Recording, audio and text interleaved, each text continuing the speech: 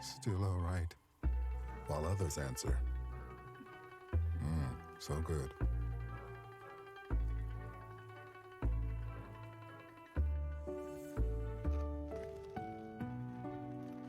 Some respond with, I can make it work. And every so often they say, that's nice. Then there are moments when people say, this will be okay, even when they think it won't be okay. So when people say everything is fine, is it?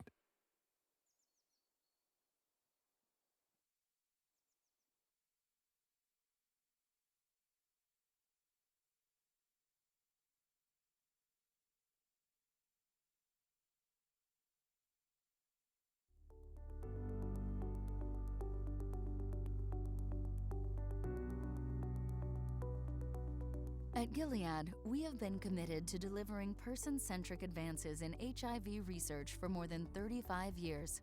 Our latest innovation spotlight will focus on the concept of drug resistance. Drug resistance can impact the selection of treatment regimens and is an important area of our long-term HIV treatment research. HIV drug resistance is caused by mutations in the genetic structure of HIV that may affect the ability of medicines to block the replication of the virus. All antiretroviral drugs, including those from newer drug classes, are at risk of becoming partially or fully inactive due to the emergence of drug-resistant virus. Today's treatment regimens are highly effective at lowering the amount of HIV in the body when taken as prescribed. However, the virus may be resistant to treatment for several reasons, including past treatment failure due to resistance development, challenges with medication adherence, or acquiring drug-resistant strains of virus. If HIV does begin to replicate once again, the virus may also gain the ability to evade certain medicines that were previously effective. This creates the potential for development of resistant strains of the virus that may be passed on to others who also may now have fewer effective treatment options available to them. Drug resistance is a key area of focus for our long-term HIV treatment research. Scientific discovery will have the most significant public health impact in minimizing the effect of HIV drug resistance on the global treatment landscape and get us one step closer toward the ultimate goal of ending the HIV epidemic for everyone, everywhere.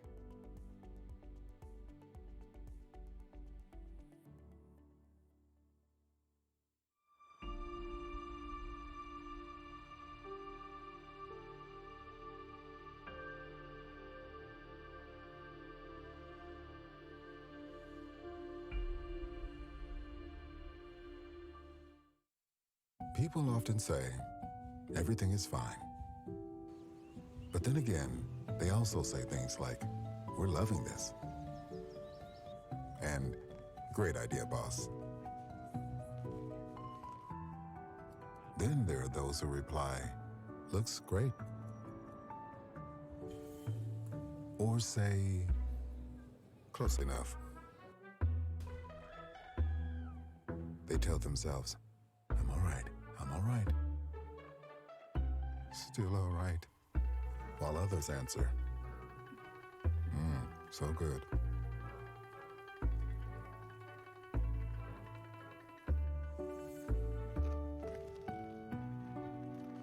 Some respond with, I can make it work. And every so often they say, that's nice. Then there are moments when people say, this will be okay, even when they think it won't be okay. So when people say everything is fine, is it?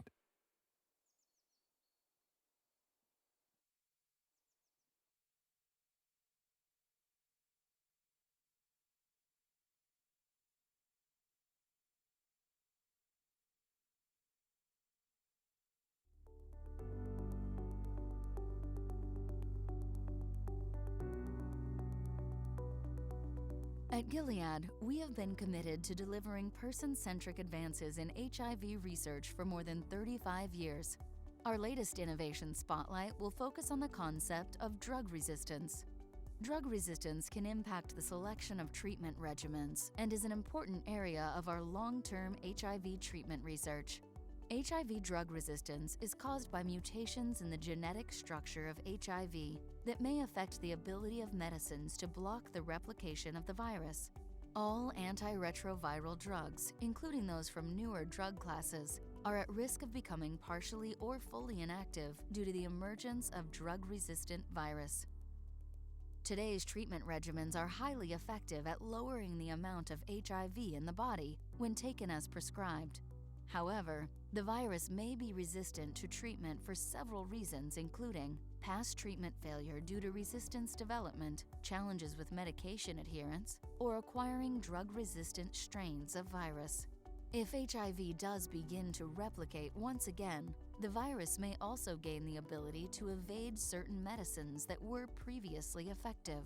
This creates the potential for development of resistant strains of the virus that may be passed on to others who also may now have fewer effective treatment options available to them.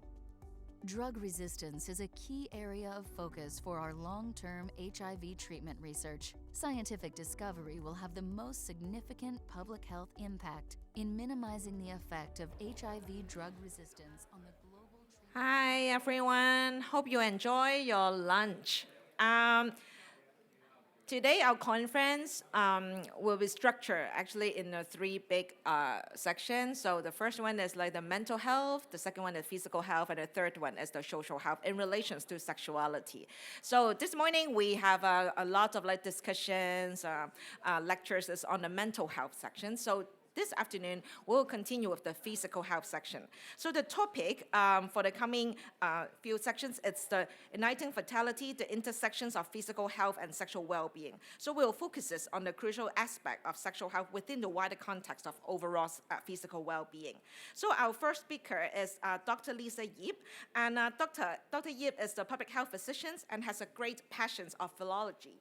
So she is currently the Senior Medical and Health Officer of the Special Preventive Program overseeing the HIV surveillance team and the Red Ribbon Center. So her topic is what is combination prevention, looking at HIV, STI from a biomedical, structural, and behavioral perspective. 有請葉醫生。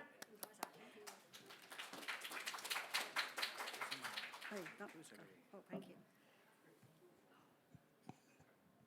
So hello everyone. So my topic will be combination prevention. Actually, combination prevention in preventing disease is a very common approach for many diseases. A good example will be the cardiovascular disease, such as you have to practice a healthy lifestyle, healthy diet, have more exercise, and no smoking, etc., to prevent the risk of cardiovascular disease. And for certain cancer, you have to, there may be, apart from the lifestyle modification, you have the screening and also some of the vaccine.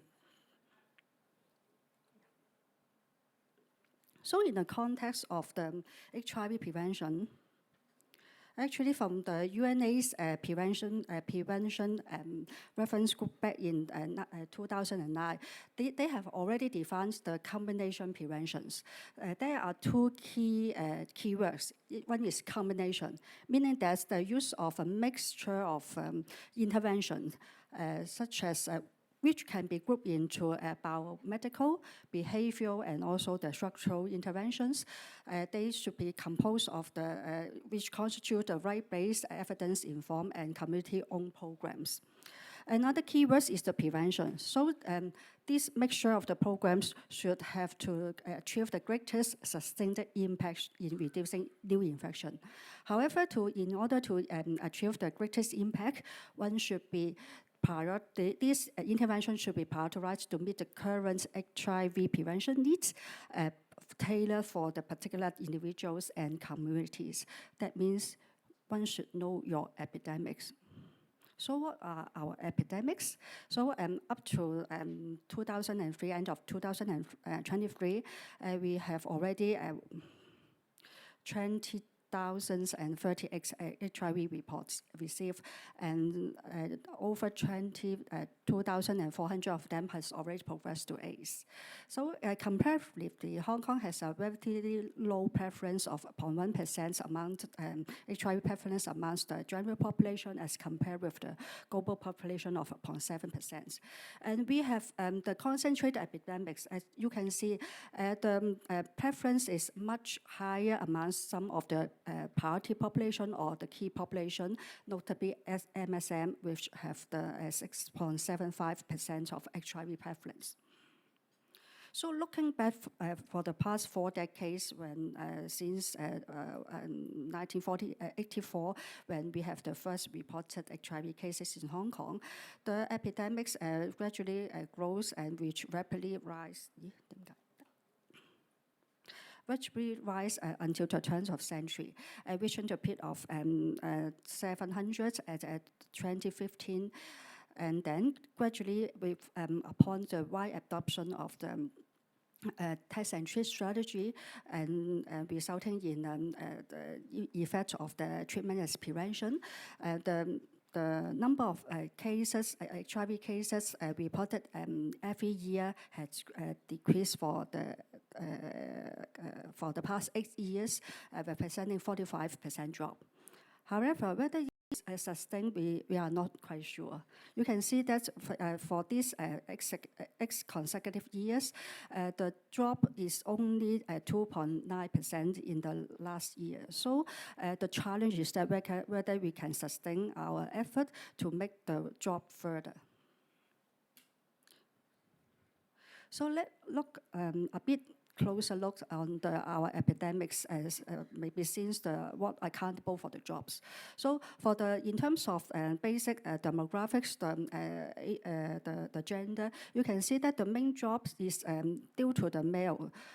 In contrast, the female drop is more modest. So if you compare with the peak in 2015, there is around 50% drop in the male cases, whereas the female cases only 30% drop.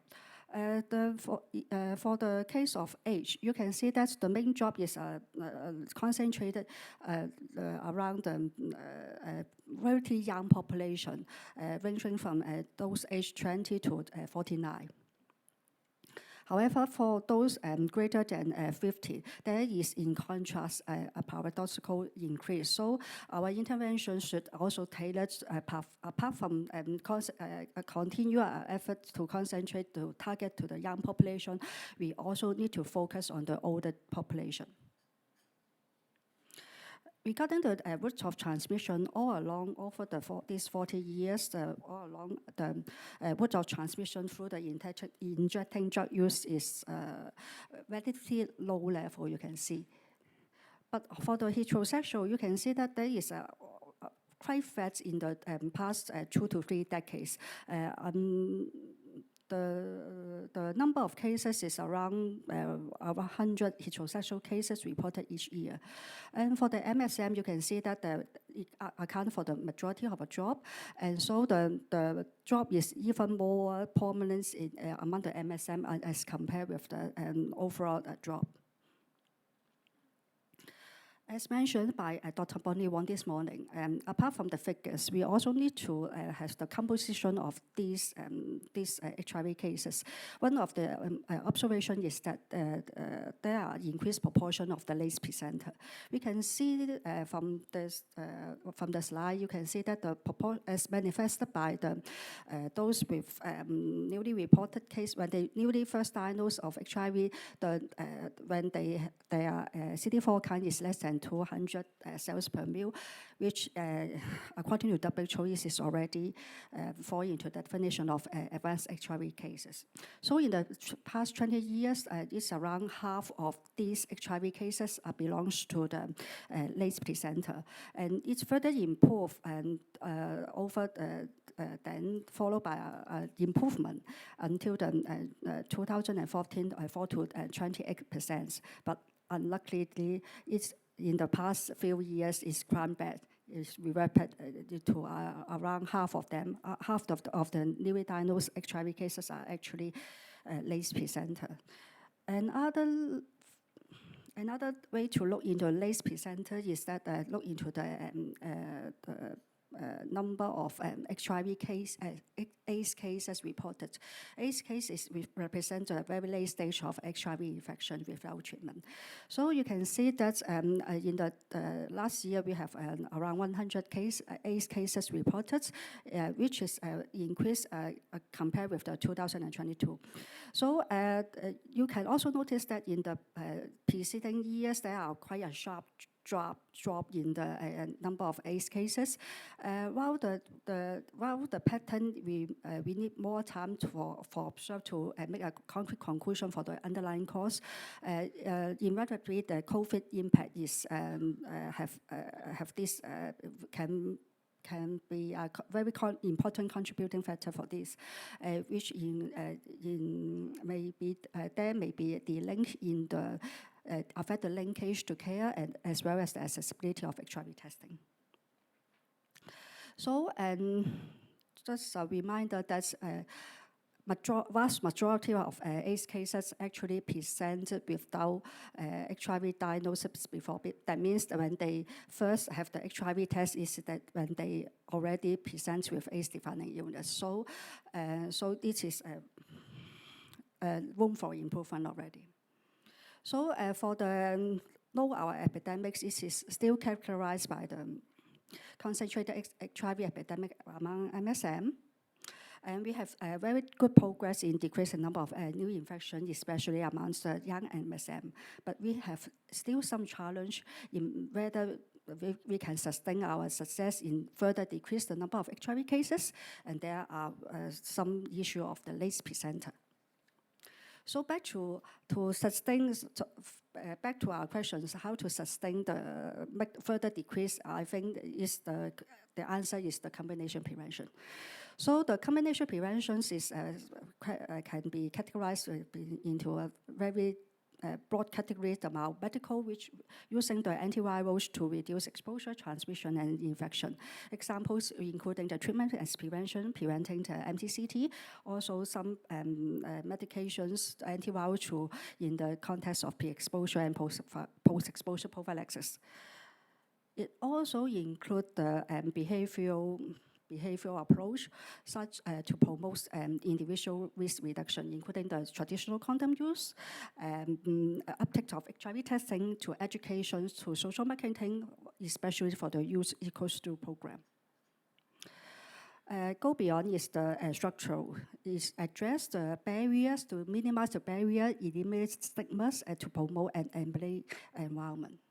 So in our local context, we have the recommended Hong Kong recommended strategy which orchestrate the coordinated and consolidated response on local HIV control for the next 5 years. As mentioned by Dr. Ho, we have vision, the 3-0, and also we put much great emphasis on the HIV prevention, as well as the 95 treatment targets. So we would like to have 10 quantifiable targets to be achieved by 2026. Now is 2024. So let's see some of the progress. So this actually the targets is well designed, which includes some of the biomedical indicators, including the treatment prevention, the 95, and also the prevention of the MTCT to achieve 0 new infection among locally born children. And for the biomedical measures such as pre-exposure and post-exposure prophylaxis, it is integrated into one of the indicators which as the HIV combination prevention services accessibility. So as mentioned before by various speakers, we have already, for the 95 treatment targets, thanks to the contribution of the Sandy Holt Center for Emerging Infectious Disease of Chinese University of Hong Kong, which construct the epidemic model using the Spectrum software. So we can see that at the year of 2020, we have a good achievement in the first 95 and also the third 95, but little bit not so good in the second 95. That means those on treatment, those among the diagnosed with HIV infection should be put on treatment. Only 84% of them are put on treatment. So for the progress, you can see that we have, since 2012, we have good progress in reporting and on also the ART, but not the little progress in care. So the linkage of care, we should do more. For the pre-exposure prophylaxis, let me share with you our PISM survey, which is an HIV and behavioral survey amongst the MSM and TG conducted in 2022. So among the sexually active MSM without a prior diagnosis of HIV, positive HIV diagnosis, 23% of them have ever used pre-exposure prophylaxis. In contrast to a similar survey conducted in 2017, only 3% of them have ever used PrEP. So for the current PrEP user as defined as the usage of pre-exposure prophylaxis within 1 year, it is 18.3%. So for the pattern of the usage, around 40% of them use the on-demand PrEP, which is the most common method of practice of using PrEP. And for the source of PrEP, the online usage is the most common method. So let's go to the behavioral. Some of the indicators as highlighted red are concentrated on the condom use. Another one indicators is, one of the targets is the uptake of testing at highlighted blue. So, but before looking into progress, I would like to highlight one of the policy brief last year issued in June last year, yes, concerning the counseling behavioral intervention. So actually WHO summarized the 9 RCT to see the effectiveness of this counseling behavioral intervention, which with the primary or the sole aim to change behavior, whether the change of the institution of counseling to change behavior can actually change behavior, or even the incidence of SDI and something, and HIV. But they after the summary they have not shown that it is not shown to decrease the incidence and risk behavior. But this is not useless.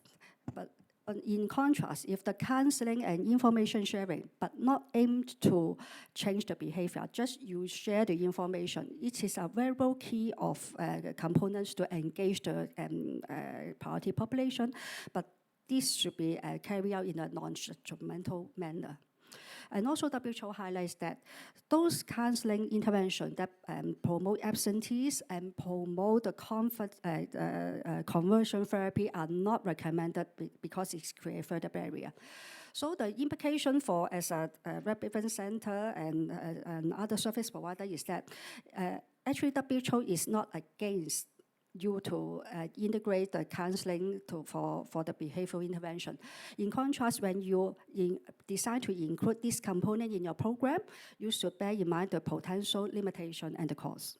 And also, the counseling intervention per se are variable, has some additional benefit. One is the engagement. Another is the develop rapport and building caring relationship between the service provider and the recipient. So the figures comes to figures. So the condom use, we compare the 2017 to 2022 figures in the condom use. You can see that there are drop in the percentage of condom use across different types of sexual partners among MSM. However, as you all know, PrEP usage is associated with decreased condom use. So for fair comparison, we have excluded, further analyzed using, after excluding the ever PrEP user. However, you can see that the drop is still exists according different types of sexual partners. So the condom programming should be continued and enhanced. How about the testing behavior? You can see that for the HIV testing, there are slight improvement. Around 50% of them have testing for HIV within 12 months. For the STI testing, there are prominent, very substantial improvement of HIV STI testing within 12 months. And I would like to take this opportunity to especially thank all of the NGOs, because where they perform the testing, actually 40% of these HIV testing are conducted and offered by NGOs. So you can see that this figure is thanks to the HS Fund to give us the figures. These are the number of voluntary testing and voluntary counseling and testing by NGOs as supported by the NGOs. You can see that in the around 2019, around 1,000 testing were performed every month. However, there is a significant drop over this 2020 to 2022, obviously due to the COVID. So I highlighted some of the we call the local waves, the first, second, third, and fourth. You can see that every time there is a wave, there is a drop.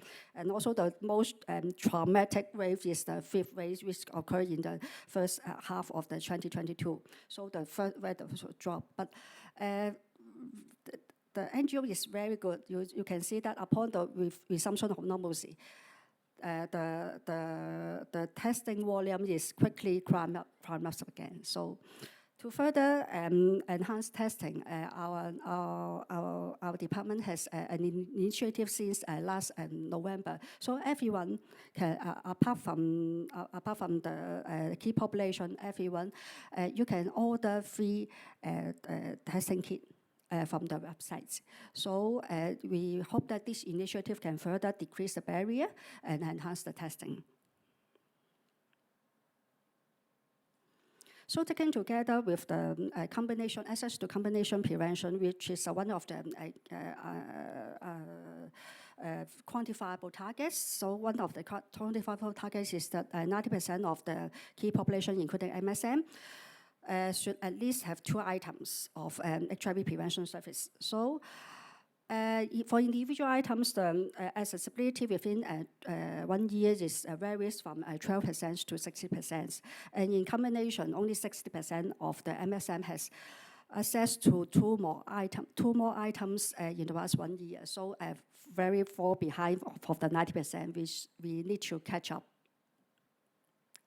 So for the behavioral, there are the in the previous slide, I deliberately dimmed some of them because this is not included in the quantifiable targets. However, this is no less important because it is already mentioned in the key strategic area, including the sexual education, HIV education, etc. For the structural, it is the stigma and discrimination reduction. It is also very important, as mentioned in one of the key strategic area. So in the PRISM survey, we also touch on the discrimination, but due to time constraint, we will not go into details, but just that the discrimination and stigma problem is still a very important issue affecting the sexual minority. So despite various campaign and various workshops for the target to the healthcare professional, etc., we will continue our effort, yes. And also we have another initiative launched this year, the Commons, which is a one-stop service with providing comprehensive and holistic HIV prevention care services to MSM.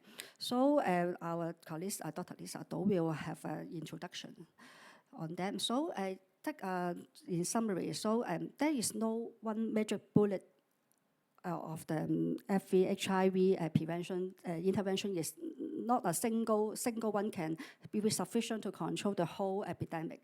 So in other words, we have to combine it to achieve the greatest sustained impact. But beyond I think the combination prevention go beyond the combining the intervention. You should be combining our effort. So for the HIV prevention, we have many stakeholders, government and the non-government, etc. So we have to involve the whole society to have the concept, collective, organized effort for the HIV prevention and care. So as mentioned in one of the key strategic areas to mobilize the collaboration between the government and the wider society. So this is the last slide. So there is a Chinese saying, 48 畫. That means when one individual has arrived the age of 40, he or she should be a certain, no doubt on the philosophy and the principle and all the identity of oneself. And take an analogy, we have 4 decades since the very first local the HIV propagates in our Hong Kong. This is 4 decades. So I think we have certain on several things. One is that the ending AIDS as a public health threat by 2030 is possible. This is not a slogan. We also know that there is no single prevention strategy sufficient to control the HIV epidemic. We also sure that the combination approach is the key, and also the collaboration, the combining all the effort to make the dream come true is also the key. So thanks for your attention. Thank you.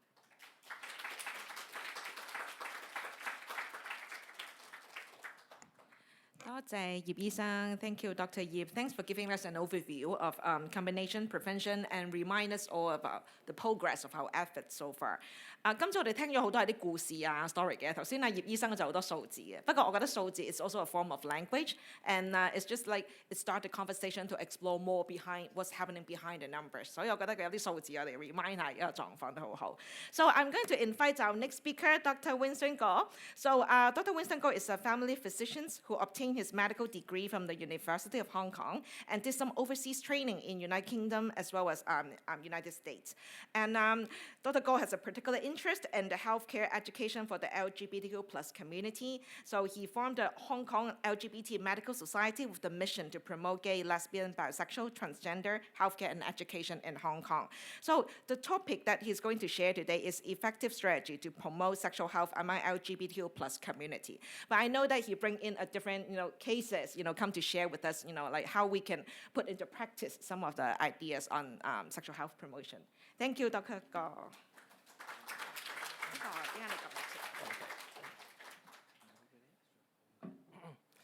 Hello, everyone. Thank you for AIDS Concern to allow me to talk about some clinical, cases.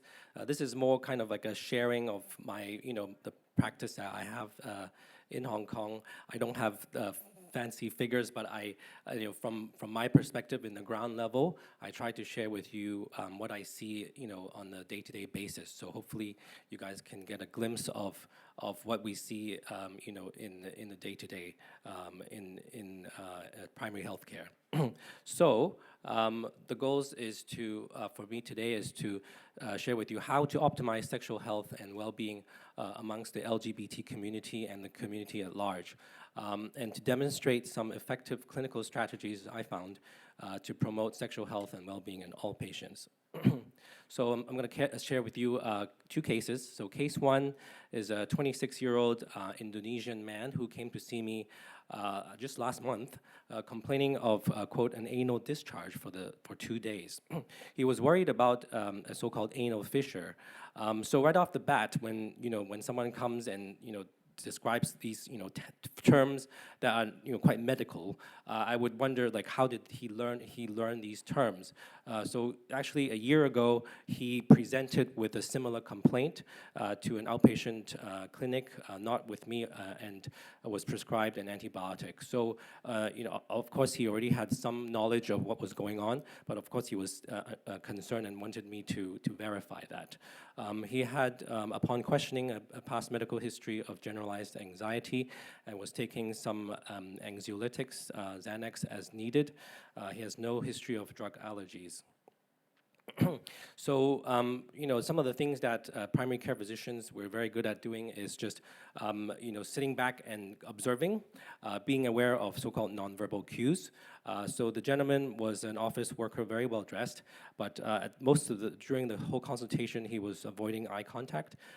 He only spoke when I asked him, so he was quite quiet. And on physical examination, his blood pressure was quite high. At the offset, 150 over 100, and heart rate was quite fast at 90 beats per minute. After sitting down, I asked him to take some slow, deep breaths. Clearly, he was anxious, so that allowed him to kind of calm down and really gather his thoughts so that he can, give me a good history. So I didn't waste too much time, and I asked him, tell me a little bit about your sexual history. And what he shared was he had receptive anal sex with condom 1 week ago with a casual male partner.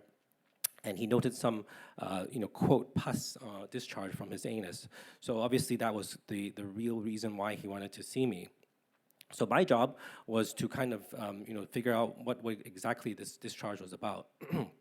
So during the physical examination, he appeared quite anxious.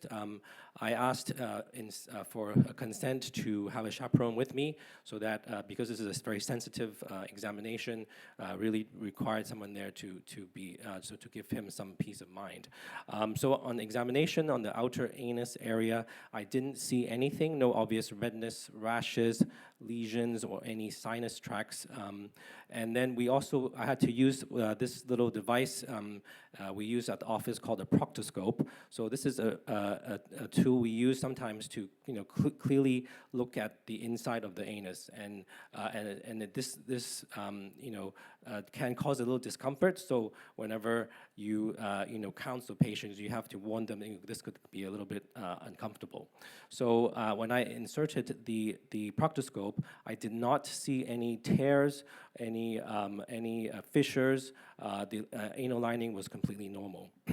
And then lastly, I had to do we call digital rectal examination to actually feel the inside of the anus, so that I couldn't, to make sure that there's nothing else in there, and there were no obvious masses, no blood or pus noted.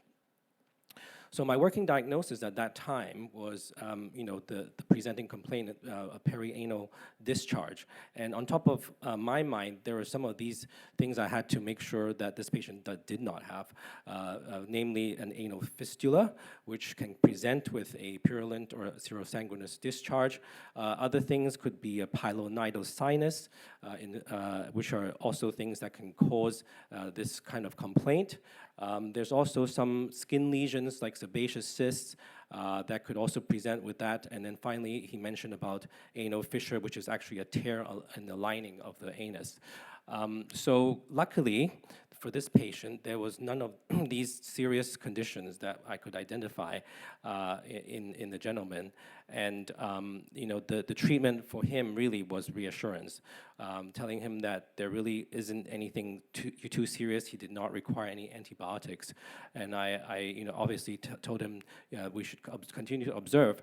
But the things that he needed to be aware of is the next 2 points: patient education and opportunistic screening.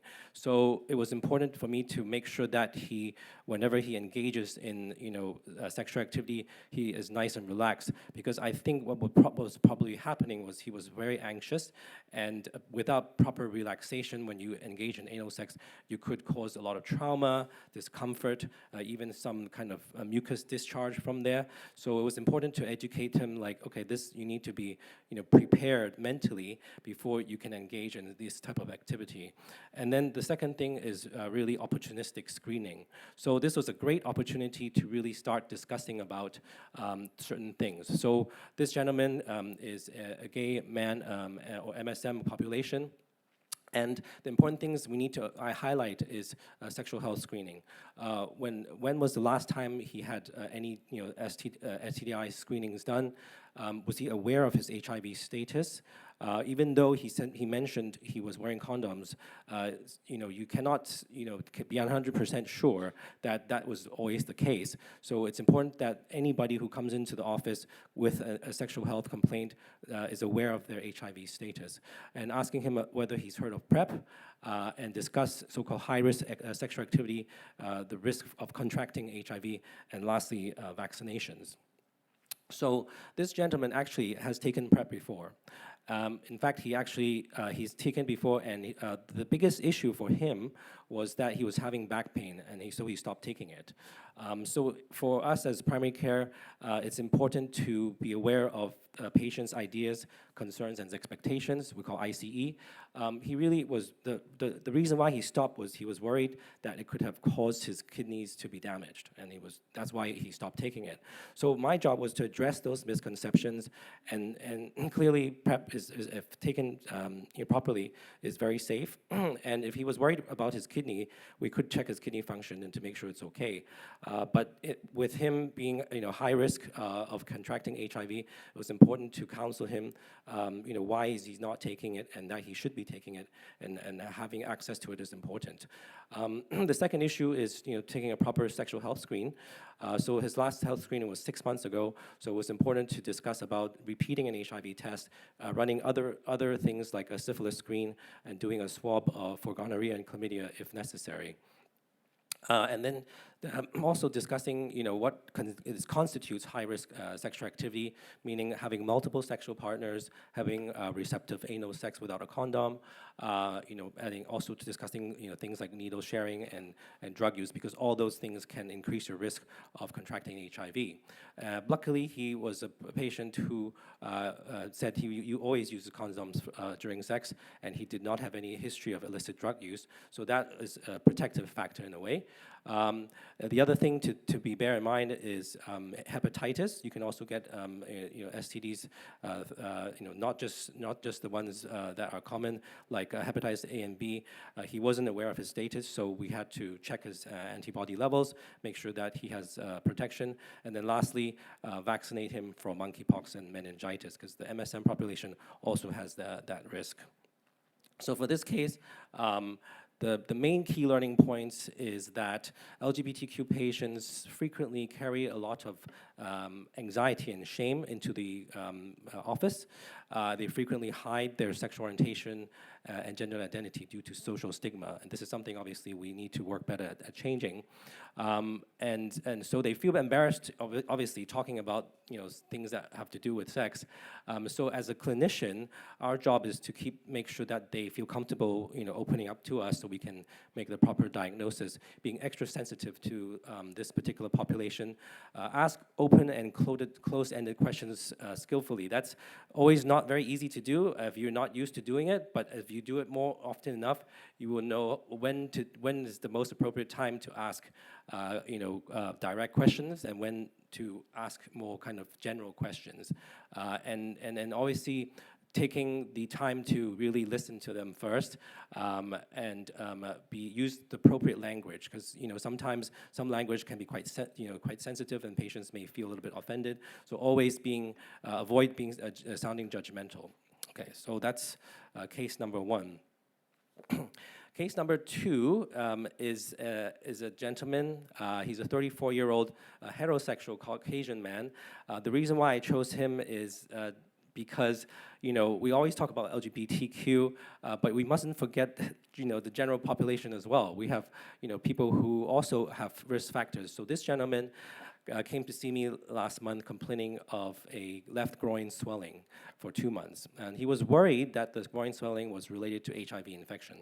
And upon questioning, he told me he had unprotected oral sex with a female sex worker in Thailand in December, and he did wear condoms during vaginal sex, and he didn't engage in any anal sex. So these are some things that I ask universally to any patient who comes in, even though he's straight, you know, you should still ask them whether, you know, there's other types of sex you can engage in, anal sex or vaginal sex. So it's not something you know, just because someone is gay doesn't mean he doesn't do other types of sex, and that's just because someone is straight, he can also do other things. Anyways, so this gentleman, he was quite smart in terms of, because he was worried about HIV post the encounter, he actually immediately took the post-exposure prophylaxis for 1 month. He took the pills that he got from Thailand, and then after he finished taking it, a week later, he actually went to get an HIV test to make sure that he was truly negative. But still, he was still worried about you know, possibly getting HIV from that groin swelling. So upon further questioning, he did a full sexual health screen at the Adventist Hospital, which is one of the private hospitals here in Hong Kong.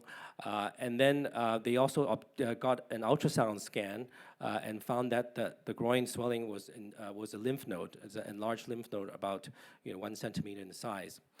This gentleman, he's from France, so he actually had a GP in France and who he communicated with, who recommended doing some blood tests, including a blood count, liver, kidney function, testing for Lyme disease, brucellosis, viruses like CMV and Epstein-Barr, TB, and sarcoidosis, just to figure out what's the cause of that enlarged lymph node.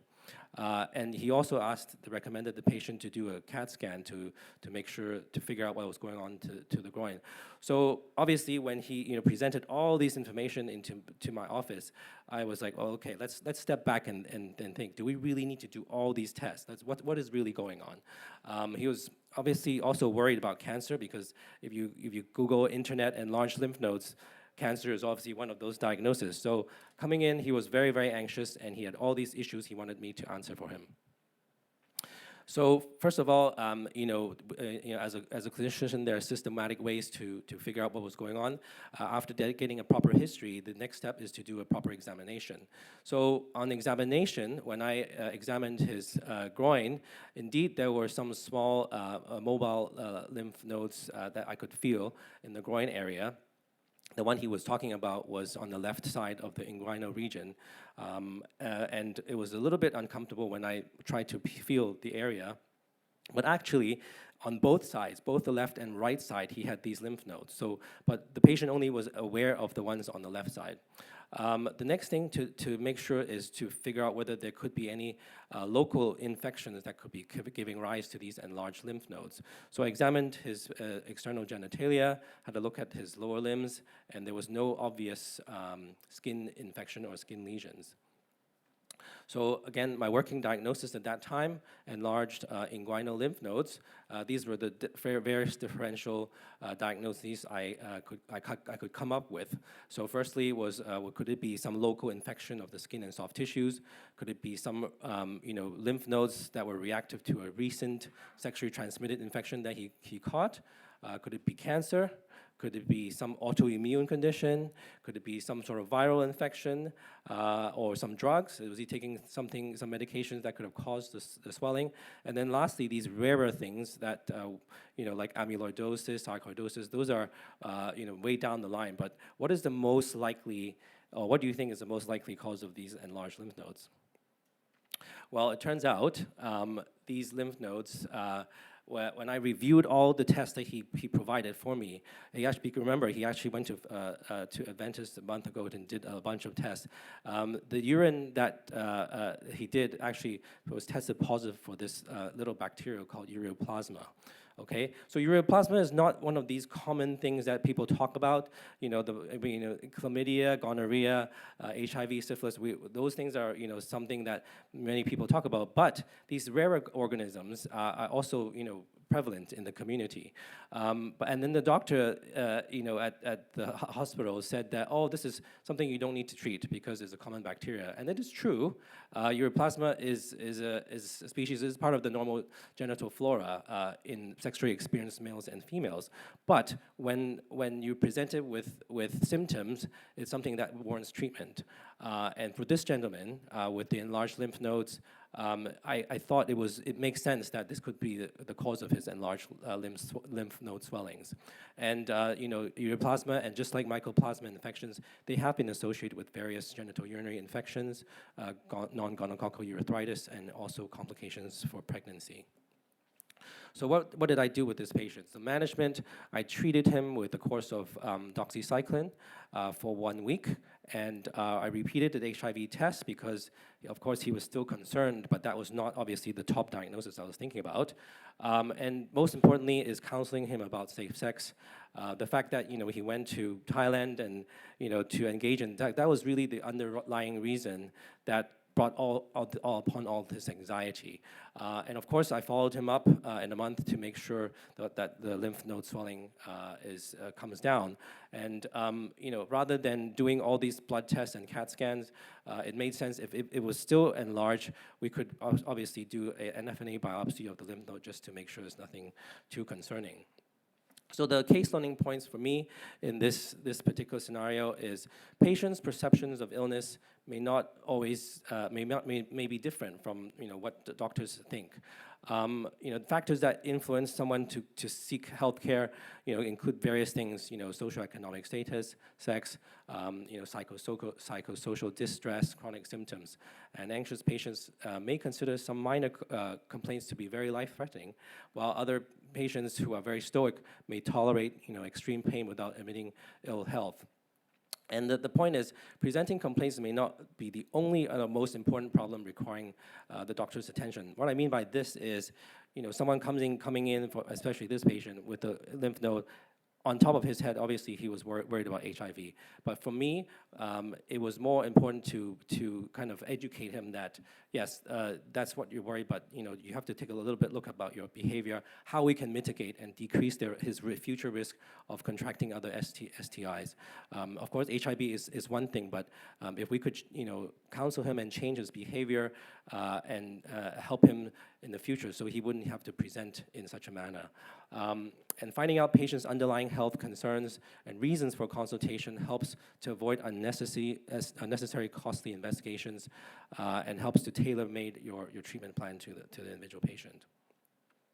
Effective strategies to foster sexual health and well-being.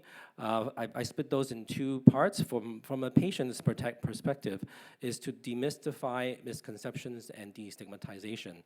So, everyone knows, HIV is still a very stigmatizing condition. So, our job is to kind of relay people's fears and educate them and tell them to, really look into how to prevent this illness.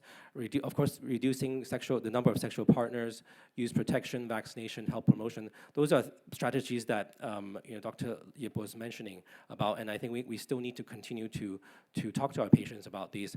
But we cannot change the way people behave, but what we can do is to educate them and explain to them the importance that sexual health is a vital part of their overall health, and knowing one's HIV status is like knowing the your heart rate, and how these are important things that everyone should be able to have access to. And then from a practitioner's point of view, I think teaching and training is important. Being able to teach the younger generation of doctors about how to take a proper history, how to approach these issues, understanding that the LGBTQ plus community have some unique health needs, and then whenever you have the opportunity to be proactive, not just deal with the presenting complaint, but also do some proactive health screening. And lastly, I think integrating sexual health into existing primary health care services can help to kind of offset some of the load that some of these clinics, these busy sexual health clinics are doing. So if primary care, I know primary care has a lot of things they have to do already, but if more and more general practitioners are able and adept to take care of these things, I think that having better access is always a good thing for our community. So here's a little bit about the LGBT Medical Society on the right that Nita was talking about. This is a society that I co-founded with a few other colleagues here in Hong Kong in 2018, and it's a space to really allow clinicians, whether you identify yourself as LGBT or if you are an ally, if you're interested in discussing about LGBTQ health, this is a space for you to you get to know people and how to promote and destigmatize LGBT health. Yeah, thank you very much.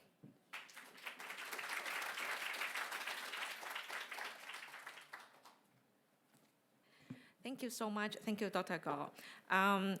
Originally, you see, when we set the topic, I'll just highlight like cases for the LGBTQ plus community. But as I discussed with Dr. Goh, maybe we should add, like a heterosexual case. I think it's a good idea. In fact, I think the case is that Dr. Goh just mentioned is the cross-border, having sex, like with a sex worker in Thailand. It did happen in Hong Kong. Some of the cases that we also encounter in AIDS concern. So I think it's good you bring us that case up. So it's not just like whenever we think of like HIV or high risk, we just think of like MSM. Actually, sexual health, awareness of sexual health is everyone should do that. So thank you, Dr. Goh. Okay, for the next section, I'm very excited about next section because I will be involved, talking with Dr. To. So we will have Dr. Heather To today. So our topic is co-creating an integrated sexual health service for men who have sex with men and transgender community. So you see the word co-creating. So I will not just let Dr. To talk alone. So we will have like a chit-chat dialogue, myself and with Dr. To. Maybe I'll give you some background about Dr. To. Dr. To is an infectious disease specialist currently working in the Special Preventive Program, Department of Health. Besides providing HIV treatment and care to individuals attending the Kowloon Bay Integrated Treatment Center, she is also attending clients with risk for HIV infection in the Yau Ma Tei Integrated Treatment Center. So this Yau Ma Tei Integrated Treatment Center is provide one-stop comprehensive clinic prevention. So we are going to talk about how we can join hands and co-create an environment for the community we serve. Welcome, Dr. To. 我哋兩個一齊坐，你可以用呢個㗎，定係你會中意呢個？我用坐喺度。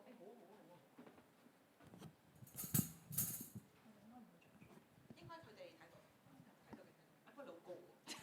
我今日啲 speaker 全部都好高。Okay, maybe I'll start first. Like why we come with this topic. If you see the banner outside, like starting in 2019, AIDS Concern started a service called My Place. At that time, our vision is really hope that we can create an inclusive, safe space for people who need some comprehensive sexual health service to come for help. I remember at that time, it's also because of ATF, have the funding, issues of the heterosexual community, and we've been thinking different ways to address the community needs. That's why we come up with that idea. And when I see the project, like the comments and all the new initiative, I found that, oh, wow, I really like the idea. That's why I keep email Dr. Bonnie and Dr. To saying that, actually, I think it's a really good idea. And I think our vision is really aligned and see how we can create a space that people will come to for the service. So I'm so excited to have this dialogue with you today and have a chance that we can get to know more about the Yau Ma Tei ITC and also as well as the Commons. So yeah, maybe you can introduce us, like what's this Commons is about, what's the vision behind, yeah. So thank you for the kind introduction. Let's just dive into about what we're doing at the Commons. So the idea that we're doing is actually creating a space that is trying to make it safe for people who would like to come in for some sexual health or counseling or help or etc. Why we come up with the name that we want to make it accessible to all?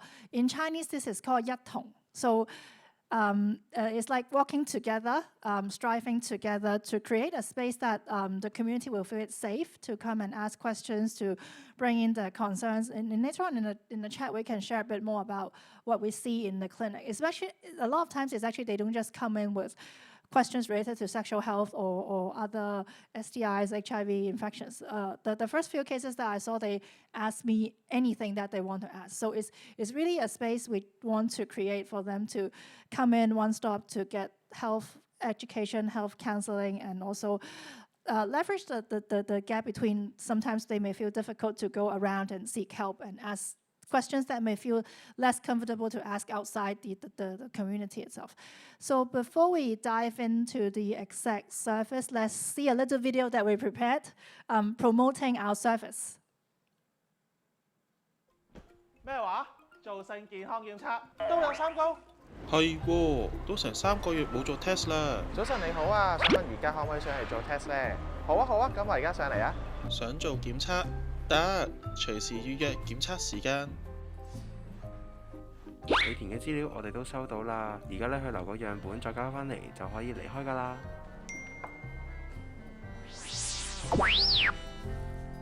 樣本即場化驗，最快仲可以同日約見醫生，了解自己嘅健康狀況，效率提升100%。Hello， 呢度嘅環境仲好舒適添。中心提供高自主、高私隱、高效率嘅性健康檢測服務。從今日起，一齊輕輕鬆鬆建立持續做性健康檢測嘅習慣啦。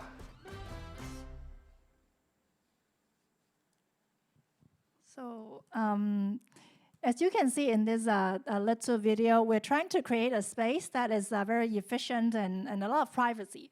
Trying to address sometimes that the patients may feel a bit embarrassed to talk about, like to share the tiny details about. So a lot of times we use a lot of like questionnaires and stuff so that they can fill in on themselves, so they can break the barriers of being embarrassed and so on. So who are we trying to serve and who are we targeting? Eligible persons who are above 16 years old of age, or MSM, and in the transgender population with an elevated higher risk of HIV acquisition. These are just some sort of factors that we find may suggest a higher risk, but of course it's not always limited to all these sort of criteria. And we will also provide sexual health education, sexual health counseling, and also PrEP support to people that are using it. We are not prescribing it, but then if they come in and ask us how to use it, how to get tested, what sort of test they need to address, and we provide all the tests that is needed, and we also give them all the education that they need when they want to use it safely. And this is service on referral basis. So we were engaging all the community stakeholders, all the NGOs and different partners in the society to refer cases that they think would be suitable and they need our service to us. And as saying in the video, it is a very self-motivating, administering service. So a lot of times the clients, they have their own choice to decide whether they want to come in just for screening or whether they want to also see a medical doctor, medical practitioner for consultation as well. But of course, between the times, we will arrange them to have a detailed assessment just to see how are they doing and give appropriate counseling and support as well. And all the STI screenings are performed by themselves. So they will be given the test swabs, and they will we'll teach them how to collect the samples. And then after they collect the samples, they can just leave it back with us in the clinic. And we have, again, I show you the video, we have tests that's available in our clinic itself. So for chlamydia and gonorrhea, we'll test it in the clinic. So the quickest is that they can get the result within the same day, and we will send them WhatsApp so that if they want to, they can come in as soon as possible to get treated. So it's trying to enhance the efficiency and also make it, because sometimes we have people, our experience, they will have a bit of concern like, oh, I leave the swab with you, when is the result going to be available? That waiting time can be a bit of difficult for the clients. So that sort of things that can speed up the waiting process to make it a bit more sort of addressing the concerns in a quicker, more timely way. And as said, we will offer regular follow-up for clients that are using PrEP, arranging them for regular coming back for HIV, STI screening, and also when needed to check on the kidney functions and et cetera. And for those that may also, because of other various reasons, need regular follow-up, we'll also arrange it for them. And we will have a clinical psychologist in our team to be, the service will be, commencement will be announced later on, hopefully to also provide a bit more mental health support to the community as well. Because as Lisa was mentioning in her very first talk in the session, This sort of combination prevention comes in many different ways. It's in behavioral support, it's in biochemical support. So and a lot of like discussion, education, counseling, and a lot of times we learn a lot from our clients as well. Like what is their concern? I always like to ask them what is actually going on outside, because we need to know what is going on in the community for us to provide the most sort of targeted and on-point support to them as well. So this sort of place is trying to bring in the synergy from the community, from the NGO, and also from a point of view of the clients to really try to synergize the effect, to bring in that combination prevention, trying to bring it from theory into real practice.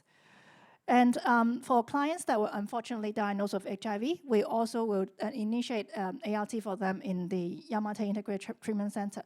So they don't have to go through all that wait, like I got the diagnosis, so how long do I have to wait to see a doctor? How long do I have to wait to actually get treated and get started on the treatment? So in our center, we will also offer that opportunity for them to get hold of the antiretrovirals as soon as possible, just to elevate the anxieties. And also our nurse and doctors will address the concerns when they first get diagnosed and try to address the anxiety as well during the consultations.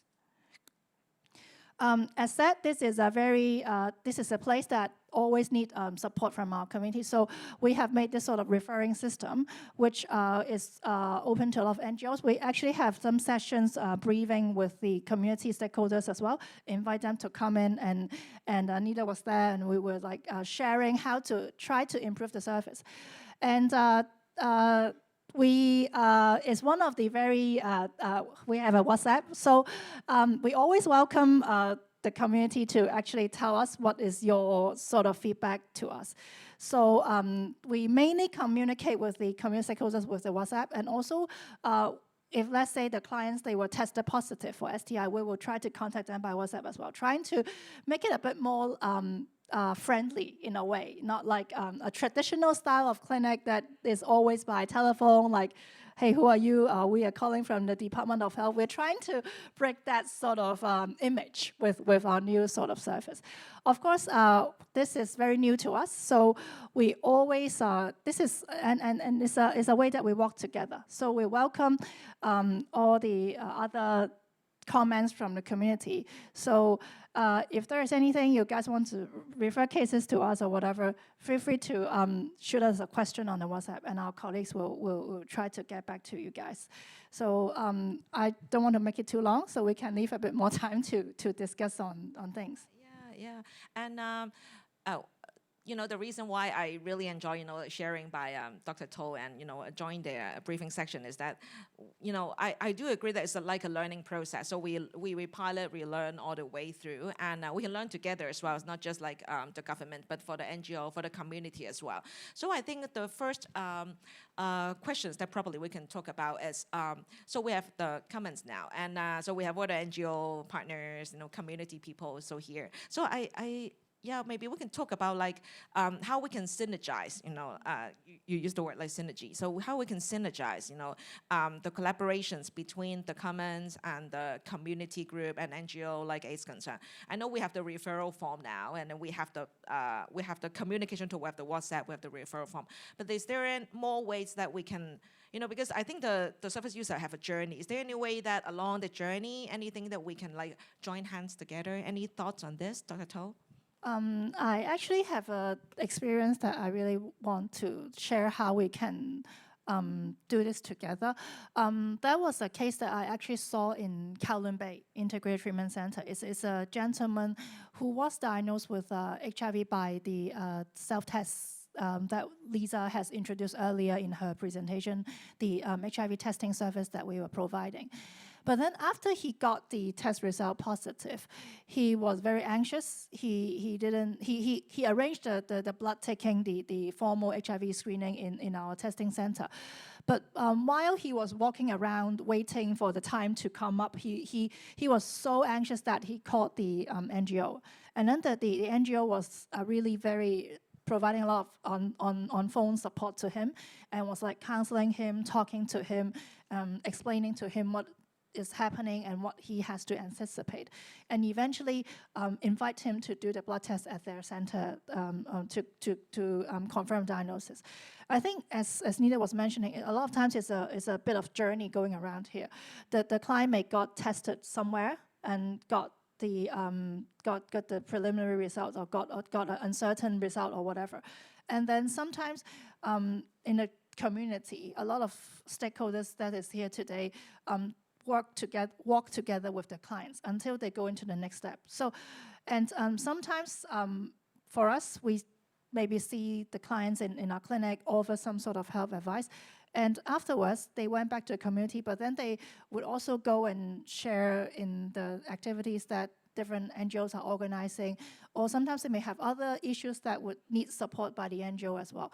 It's not a service that is only supported by one particular stakeholders, but it's always together. We sort of patching up one and each other's gaps and make sure during the journey the clients is walking through, whether it's about the testing, whether it's about the symptoms, whether it's about the STIs, or whether it's about HIV, they can go to different ways, different parties, and get the questions answered and get their concerns being addressed. And I always believe sometimes they may prefer to ask this question in one particular place and then the other question in another particular place, which is perfectly fine, because we all have our differences and preferences, but then it's because all these sort of resources is available in so many different settings, so they can pick and choose where that they feel comfortable, and this is how we sort of let them also have a idea to go around and choose what they think most comfortable with. So the case that you just shared also remind me, because I know that you will have like the clinical psychologist ready soon. But in the model that we just shared this morning, mental health, we have different ways of like intervention or support. Like meeting a clinical psychologist is one thing, and there are other mental health program, as well as like counseling, support, etc. This is what like some of the NGOs actually, they are also providing those services, and there may be some way that we can synergize. And sometimes I always think that you have a space now, and then we can like any way that, for example, like some service or can deliver, like in the comments, and so it's more like a mutual. So it will be because when I brainstorm about these questions, I just start thinking about, it's not just about like check up or testing, it's really about the mental health support, which is, I think many of the NGO, they do have the talents doing that. So this is the area that I think we can also explore. Yeah. This is the vision that we were having when we built up the Commons as well, is not to position it at just a clinic, it's to position it as a space that can really allow like different stakeholders to come together and work together, and also like something that maybe is the expertise of different NGOs, then they can have a space to provide it to the clients, and the checkup, maybe just the test. It's just I think the test is just really part of the whole prevention. It's not the major meal. It can be the starters or dessert, but then the whole big piece is always needed different people to bring it all together. Yeah.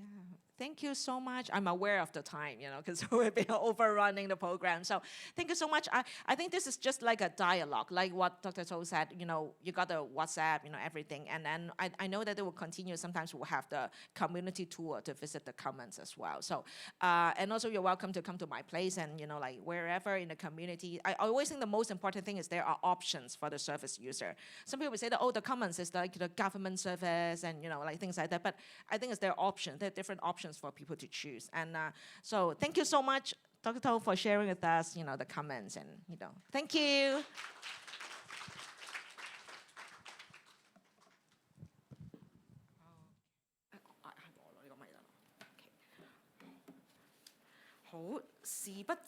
So we're going to have our next speaker, Dr. Grace Lai.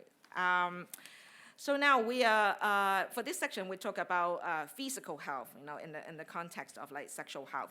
So what Dr. Grace Lee we're going to share is aging with HIV implication and the evolving caring needs. And I'm sure that many of you who work in the HIV/AIDS and LGBTQ plus field, you can see the aging issues, just like in general in the Hong Kong populations. So what are the emerging needs of this group, like especially for the aging PLHIV, and what are the intersections of like HIV and other issues of aging? So I will have Dr. Grace, to do the share with us. Dr. Grace Lee to share with us. Dr. Grace Lee is presently an honorary associate professor and the head of division of infectious disease at the Department of Medicine and Therapeutics, the Chinese University of Hong Kong. And she is currently running a comorbidities clinic for people living with HIV in Hong Kong, and has served in local advisory and scientific committees for the development of policies involving HIV and other infections. Welcome, Dr. Grace.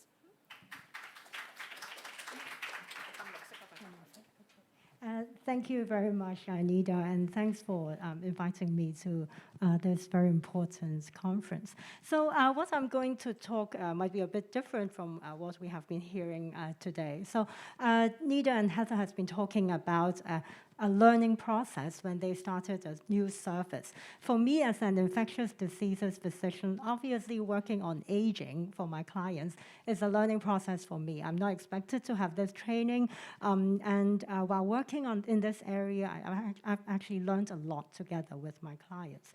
So for today, I'm hoping we are going to do a few things. So first of all, I understand that we are all coming from a very diverse background. So we will just talk very briefly on what do we actually mean by aging. And for people with HIV, do they really age at a more rapid pace than the general population? And secondly, of course, we are talking about how aging actually means for our clients, and that would obviously lead to the third very important topic for today. What does these all have in terms of implications on our healthcare provision? So first of all, what is aging?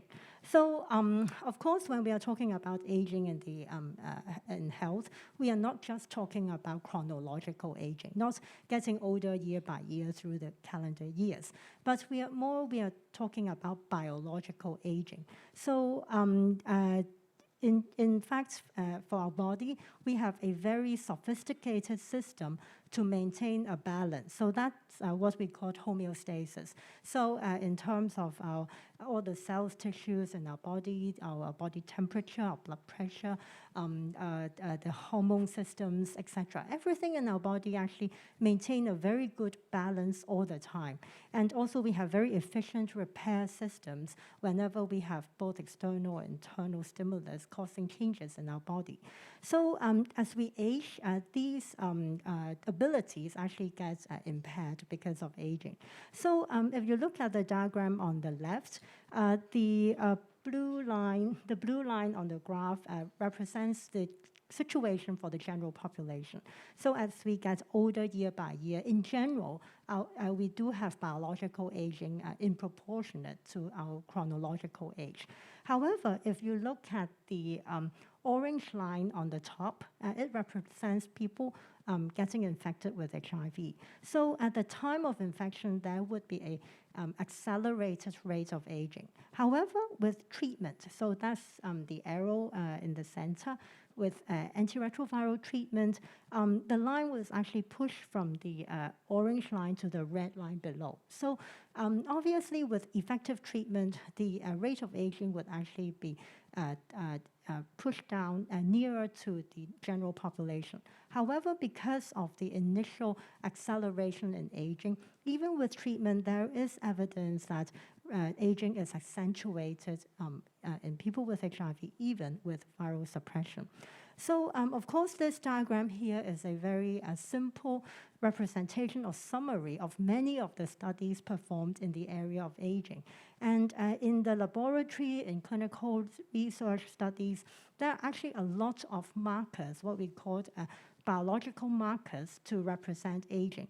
The example of this study here is just one of the examples. For example, we can measure aging in the brain using very sophisticated MRI techniques.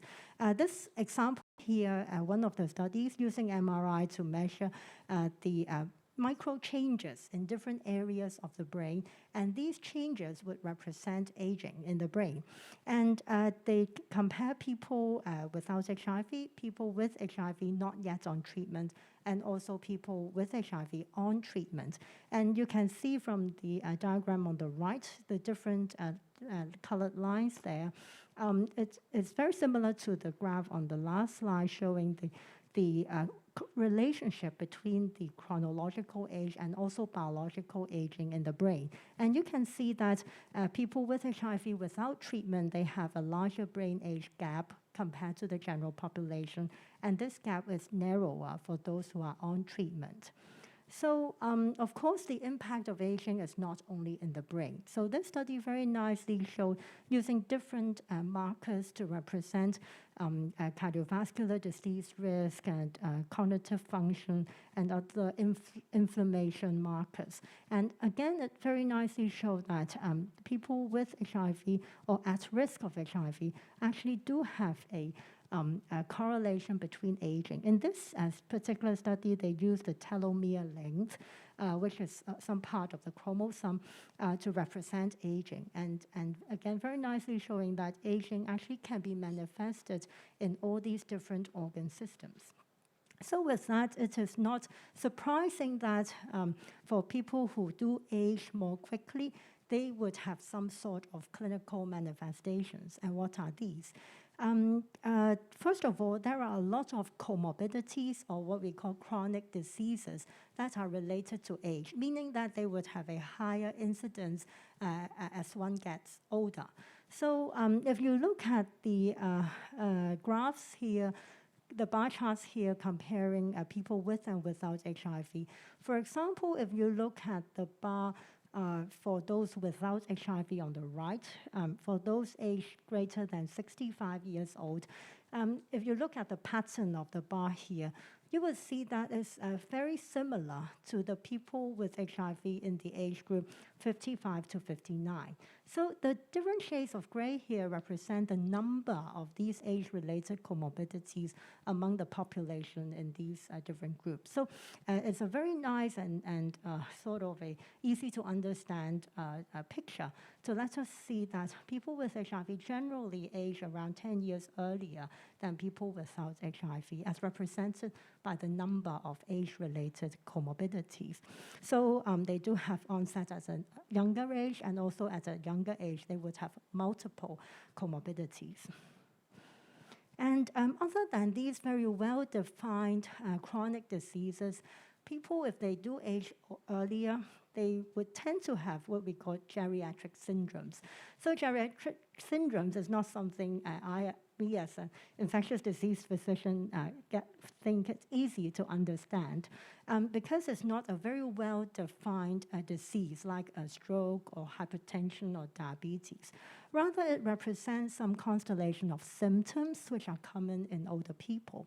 And also it is multifactorial. It can be due to a lot of different factors, and also it might involve different systems. So here are some of the examples of geriatric syndromes. And of course, I'm not going to go into these one by one, but just to give you an example. For example, cognitive impairment. So when we are talking about memory impairments in older people, very often we think about dementia or Alzheimer's disease， 即係以前叫老人痴呆症啦，而家我哋叫認知障礙症啦。However, whenever a person, especially an older person, complain of some memory impairment, memory complaints, it really doesn't mean that they have dementia or Alzheimer's disease. It could be due to things like depression, or sometimes when people, older people, they have some acute illness, for example, influenza or an urinary tract infection, they can become a bit confused without actually having infection in the brain. So sometimes it could be medications. People with older people sometimes having a medication, symptomatic medication for colds and flus, they actually can develop some changes in their mental state. So whenever a person have cognitive impairment or some mental state changes in the older people, it can be due to different factors. So that's what we would observe for people with geriatric syndromes. And of course, tackling these problems would be less straightforward. We have to have a very comprehensive understanding of what's going on for that particular person at that particular moment. And another very characteristic geriatric syndrome is what we call frailty. And you can look at the definition as shown here. And the diagram here, mainly, I would like to let you know that although there are a lot of different ways to define frailty, the one I've shown here is a very classical definition of frailty. So in general, we have to measure things like gait speed, grip strength, among the other domains or parameters. And you can imagine that in a routine medical clinic or an HIV clinic, these won't be the things that we will be monitoring routinely for our clients. Therefore, this actually poses some of the challenges that when we are actually tackling the problem of aging in people with HIV. Another important aspect is that having these comorbidities and geriatric syndromes actually would have impact on their quality of life. This is one of the studies we have done in our clinic at Prince of Wales Hospital. So sarcopenia is loss of the function and also the mass of the muscle as one gets older. And importantly, the prevalence of sarcopenia was actually very high among our clients. And what's more important is that people who have sarcopenia or severe sarcopenia had actually worse health outcomes, including problems with mobility, problems with their usual activities of daily living. So this means that having a monitoring system and to detect the presence of these geriatric syndromes would be very important in their health outcomes. And of course, I cannot refrain from mentioning the impact of double stigma between HIV and also aging. So people who get older with HIV actually may encounter new or compound problems because of the coexistence of both issues. For example, they do have worse physical or mental comorbidities because of aging and because of HIV. And sometimes disclosure of HIV status becomes an issue. After years of infection, when they do have new comorbidities coming in, they might require hospitalization because of various reasons. The disclosure problem to family and close members who have been unaware of their status for years might become an issue again. So these very practical scenarios would bring up these issues of stigma again, even after years of diagnosis. Of course, not everything is negative. There are also observations that as one age, they actually have better mental health, better ability to tackle new issues when new problems in terms of physical health come up because of the experience in managing a chronic disease for a long time.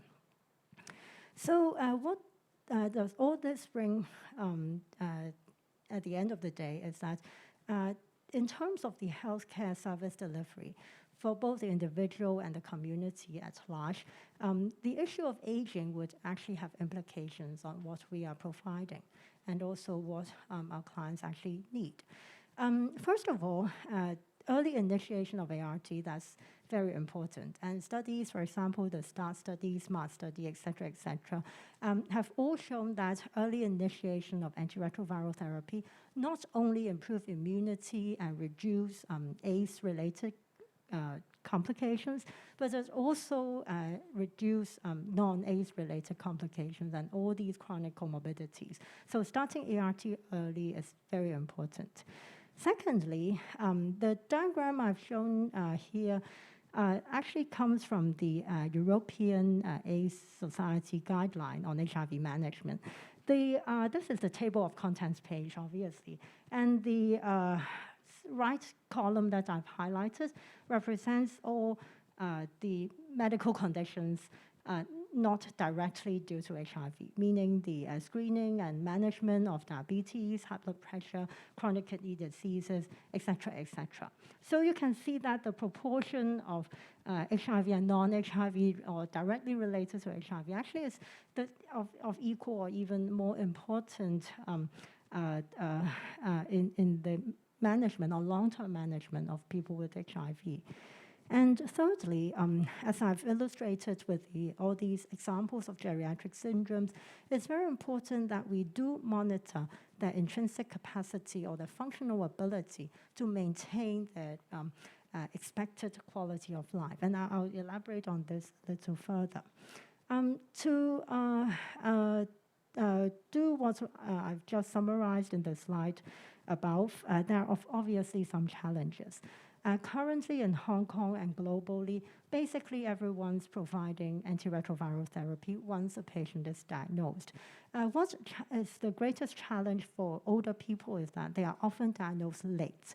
So if you compare the age distribution curves for people with HIV and those with AIDS on the lower diagram, it's quite obvious that people who are older, a higher proportion of them do present late with AIDS complications. So the prevention services, testing services for targeting older people, that's very often something that's left behind. So that's maybe a thought for us, for people here, the stakeholders here as well. I've talked about comorbidity screening and management. There's no one-size-fits-all best practice model, obviously. In different cultures, different settings, the best way to provide these services would differ and might even differ for person by person in the same community. And it would be important that when we are designing these service delivery model, we would have to provide a differentiated service needs to cater for the different needs of the population. And finally, the WHO actually had a healthcare model on aging. And it actually comprises both intrinsic capacity, which is shown on the diagram here, looking at the different components that would maintain a person's ability to do what they actually want to do. But also importantly, the external environment is also very important. And that would include all the services and the infrastructure in a society that would enable an older person to live the way they would like to in a particular society. So therefore, in terms of healthcare, of course, these are the things that we would like to maintain and also bear in mind when we design the components that are essential for our healthcare services for people with HIV.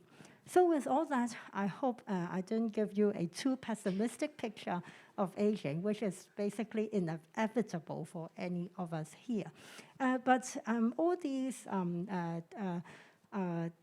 models, diseases or conditions that I've discussed, I think brings a very important issue is that aging well is possible.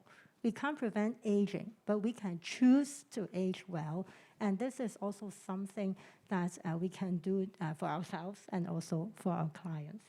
So thank you very much, and I'm happy to answer questions.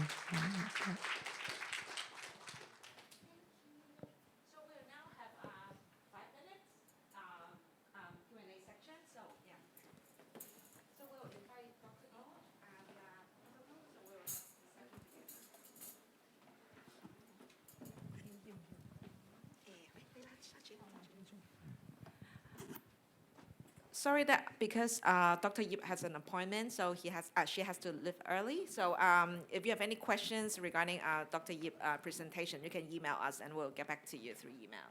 Yeah.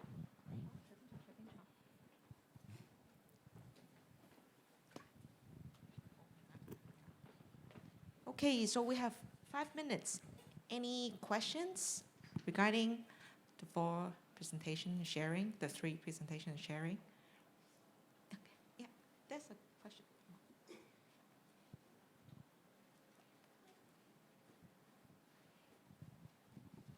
Just a quick question to, I believe it was Dr. Toll, to get the names correct, I'm sorry, about the commons.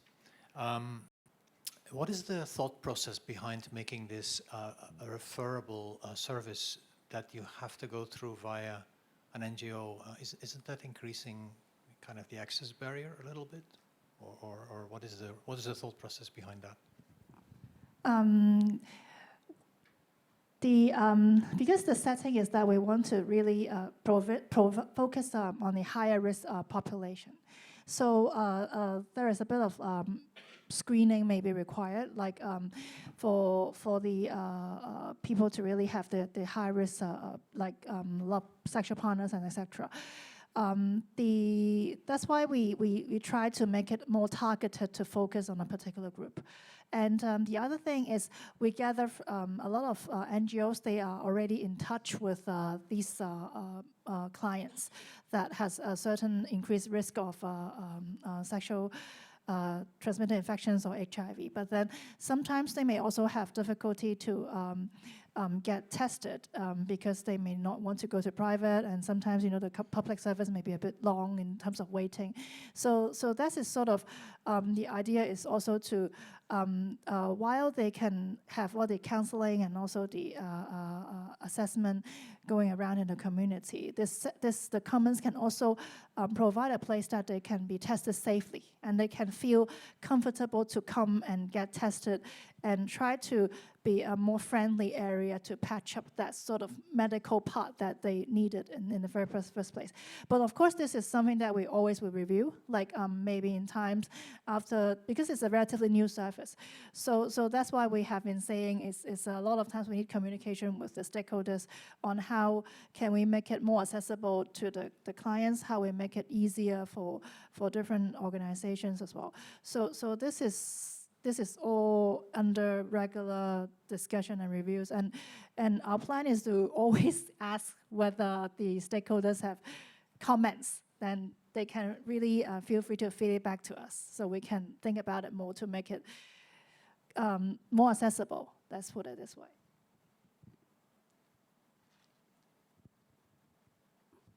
Hi, I've got a question for the speakers.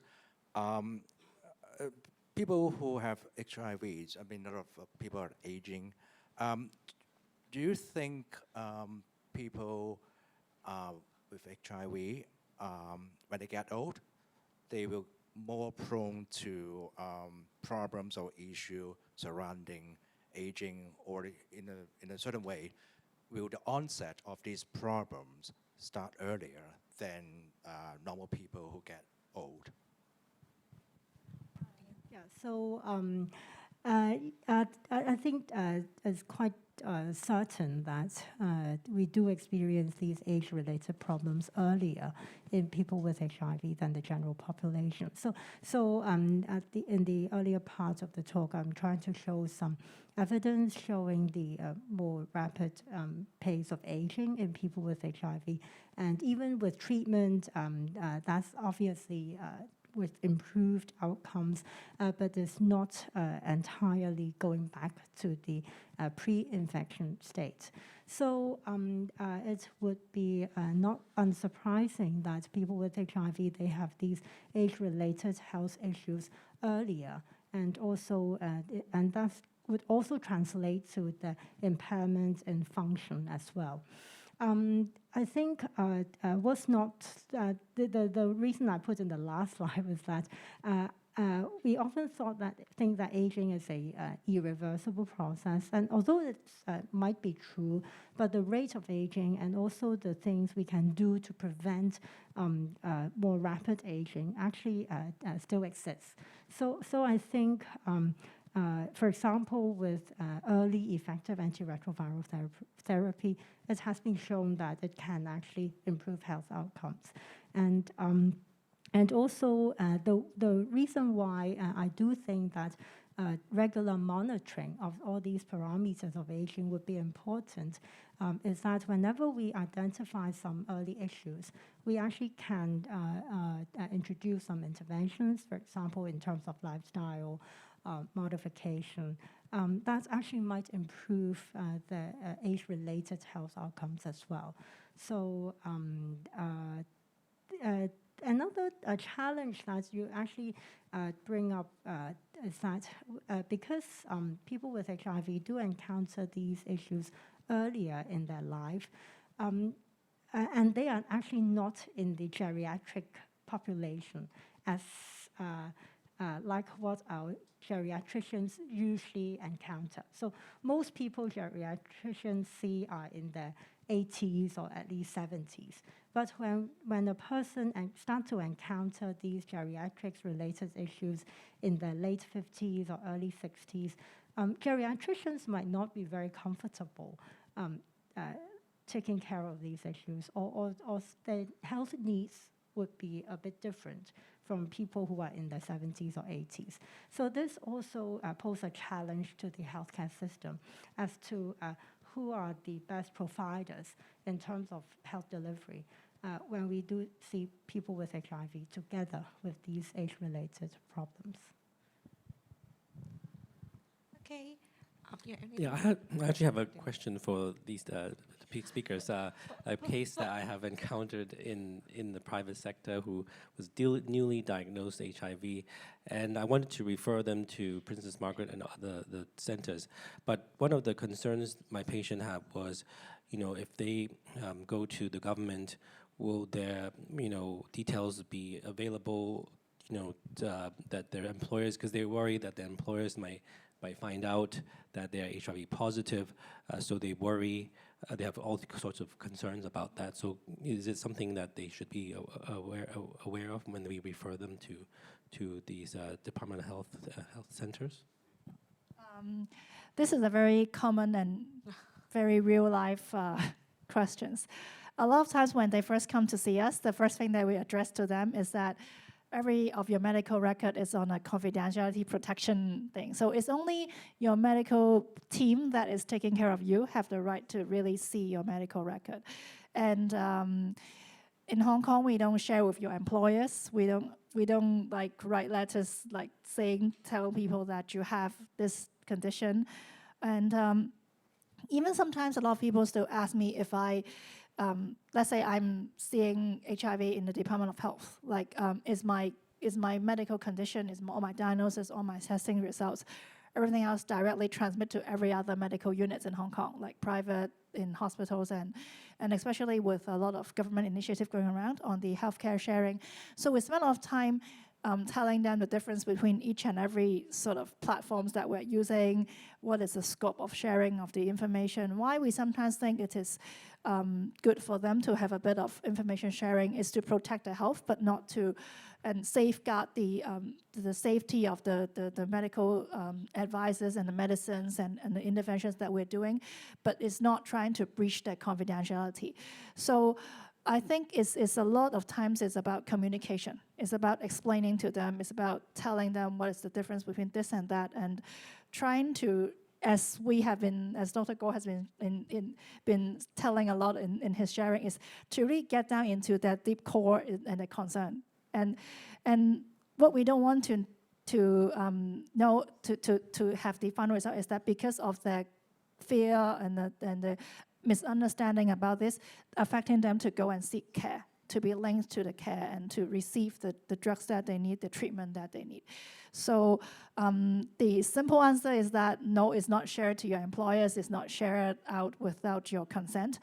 So it's a lot of explanation that we're still trying to do, and we're trying to give them a space that is safe, and they feel it's okay to ask anything. So we will try to address these concerns to them. Well, I think to supplement, of course, we are keeping everything confidential.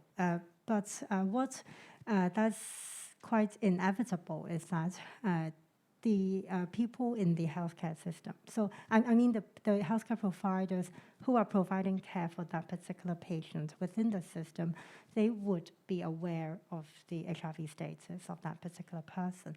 And very often patients are quite concerned about this. So, for example, they would get HIV care from the HIV clinic, but they would be seeing other doctors for other reasons. And I am very sad to say that it's not uncommon that patients do encounter a lot of stigma within the healthcare setting. And I think that's one of the reasons why they have concerns that other healthcare providers would be aware of their status once they are sort of registered in a public healthcare setting. And I think as healthcare providers ourselves and working in this field, we all have the sort of responsibility to promote these messages. You equals to you promote what's the landscape we are on for HIV now, not like, 30, 40 years ago. And in terms of training education of our healthcare professionals, for example, for us, providing medical education to our medical students and also the other nursing, allied health, is of paramount importance that they do receive this training very early on in their career. Thank you so much. Actually, Dr. Loy is already giving us an introduction and preview of our the next sections after the break, because I think it's really the structurally, systematically, whether we can create non-judgmental environment, inclusive environment, that's how we can, manage the roots of the problem, that we all discuss. So thank you so much. Thank all the speakers. And we'll have a 5 minutes, 5 minutes break. And then after that, we will start our section on the social health, and we'll also talk about stigma. Okay, thank you.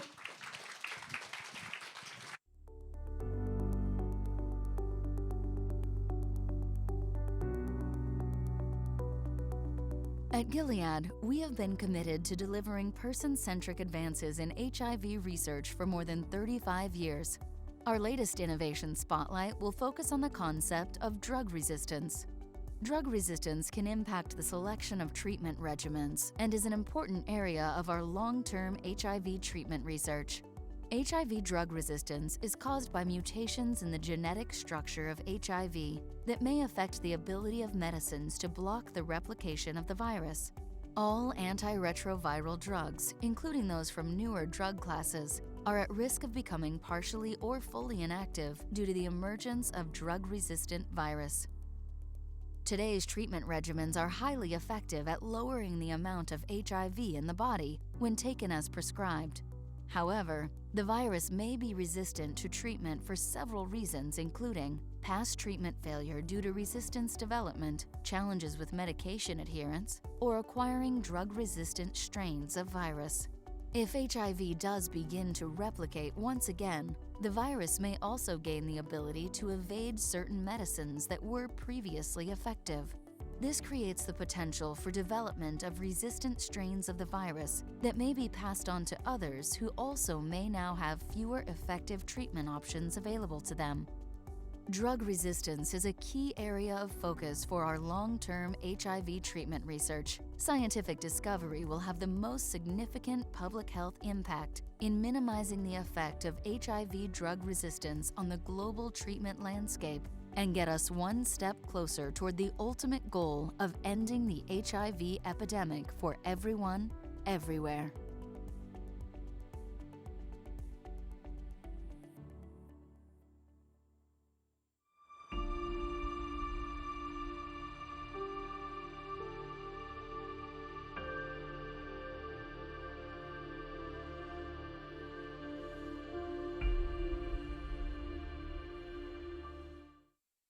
People often say, everything is fine. But then again, they also say things like, we're loving this. And great idea, boss. Then there are those who reply, looks great. Or say, close enough. They tell themselves, I'm all right, I'm all right. Still all right. While others answer, so good.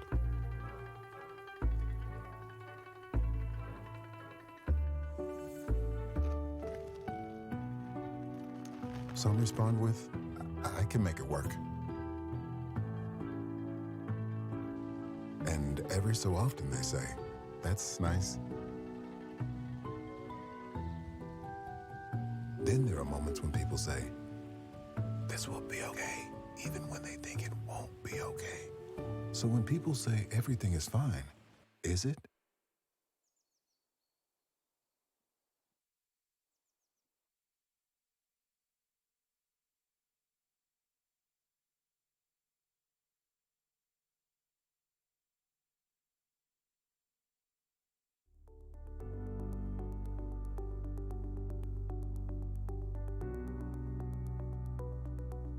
At Gilead, we have been committed to delivering person-centric advances in HIV research for more than 35 years. Our latest innovation spotlight will focus on the concept of drug resistance. Drug resistance can impact the selection of treatment regimens and is an important area of our long-term HIV treatment research.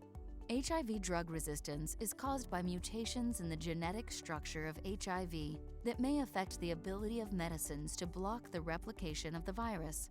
All antiretroviral drugs, including those from newer drug classes, are at risk of becoming partially or fully inactive due to the emergence of drug-resistant virus. Today's treatment regimens are highly effective at lowering the amount of HIV in the body when taken as prescribed. However, the virus may be resistant to treatment for several reasons, including past treatment failure due to resistance development, challenges with medication adherence, or acquiring drug-resistant strains of virus. If HIV does begin to replicate once again, the virus may also gain the ability to evade certain medicines that were previously effective. This creates the potential for development of resistant strains of the virus that may be passed on to others who also may now have fewer effective treatment options available to them. Drug resistance is a key area of focus for our long-term HIV treatment research. Scientific discovery will have the most significant public health impact in minimizing the effect of HIV drug resistance on the global treatment landscape and get us one step closer toward the ultimate goal of ending the HIV epidemic for everyone, everywhere.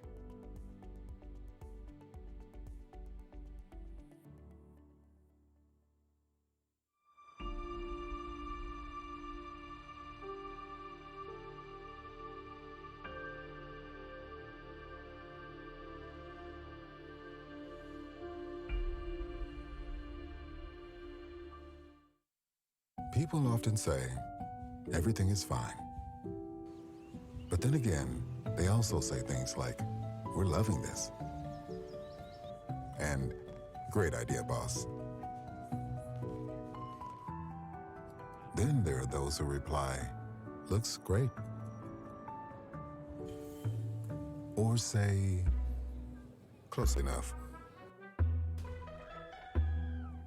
They tell themselves, I'm all right, I'm all right. Still all right. While others answer, so good.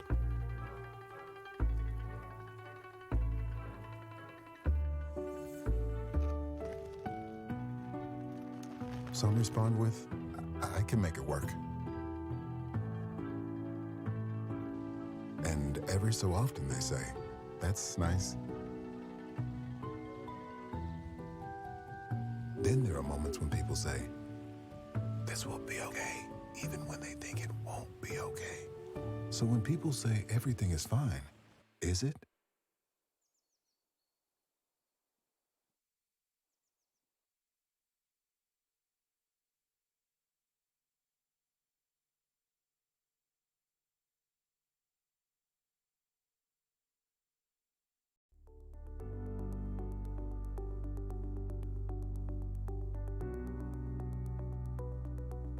At Gilead, we have been committed to delivering person-centric advances in HIV research for more than 35 years. Our latest innovation spotlight will focus on the concept of drug resistance. Drug resistance can impact the selection of treatment regimens and is an important area of our long-term HIV treatment research.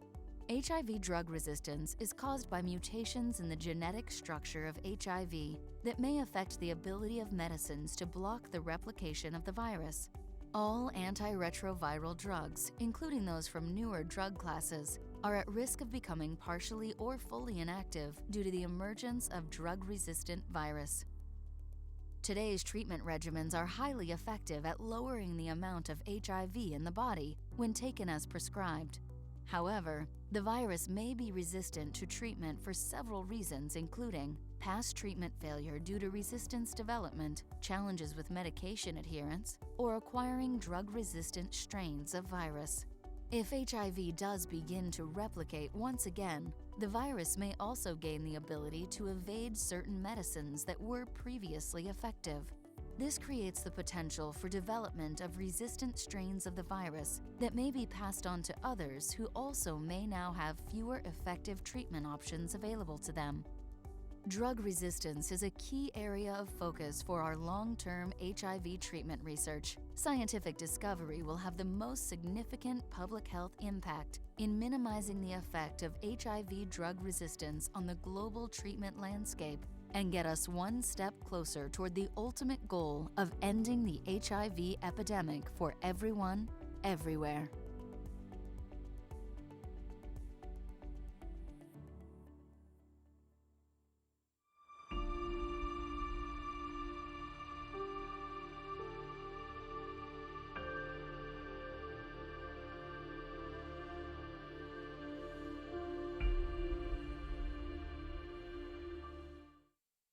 People often say, everything is fine.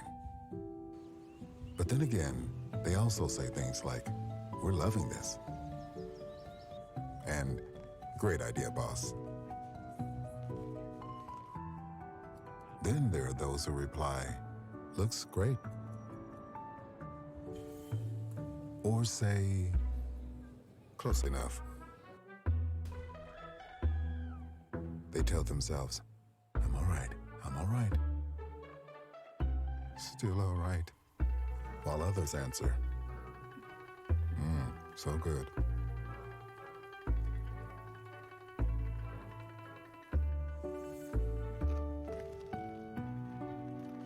Some respond with, I can make it work. And every so often they say, that's nice. Then there are moments when people say, this will be okay, even when they think it won't be okay. So when people say everything is fine, is it?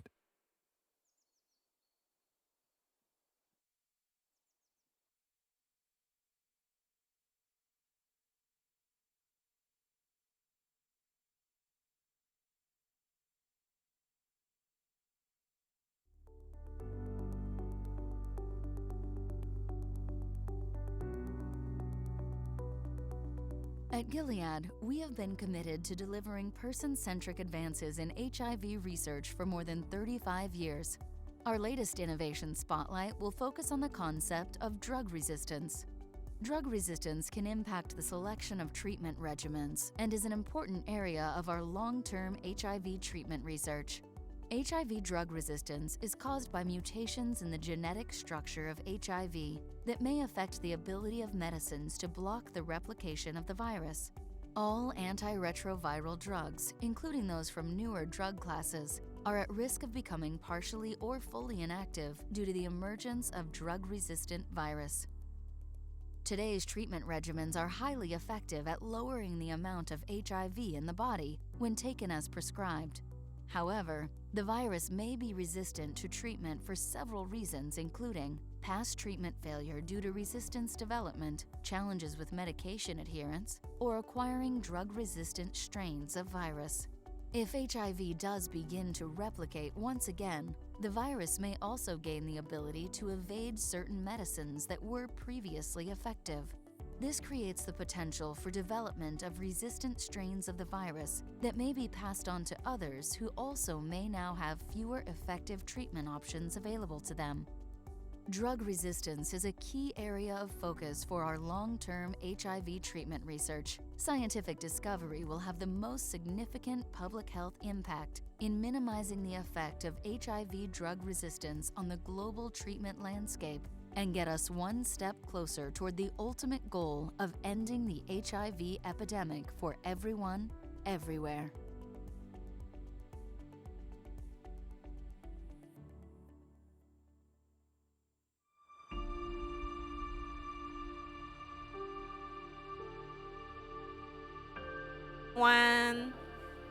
We are going to start our last section on social health. So please be seated.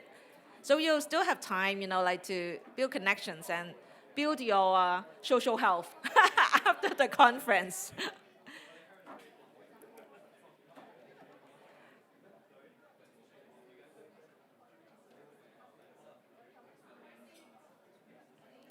Have a seat. OK， 傾到好興奮，我見到呢3位朋友係 OK。Thank you so much. So we're going to start our last section of today's conference. It's about social health. When we talk about social health, it's about connections, it's about relationship, it's also about respect for others. So the theme of this section is cultivating connections, enhancing social health for sexual well-being. Social health is a key protective factor that fosters resilience to HIV/AIDS and sexual health problems. So the topic today is that we will engage a panel of experts to explore the strategy and approaches on how to use technology, how to use different models, and also how to structurally address the issues of stigma to promote sexual health in a bigger picture. So I will introduce our first speaker, Professor Stefano Opinini. I've been practicing many times, so sorry. I have some challenge pronouncing his name for this panel. So his topic will be on the multiple phases of HIV/AIDS in Hong Kong and beyond, structural stigma in health and communication. Professor Stefano is a professor of health communication and director of International Research Center for the Advancement of Health Communication in the Hong Kong Polytechnic University.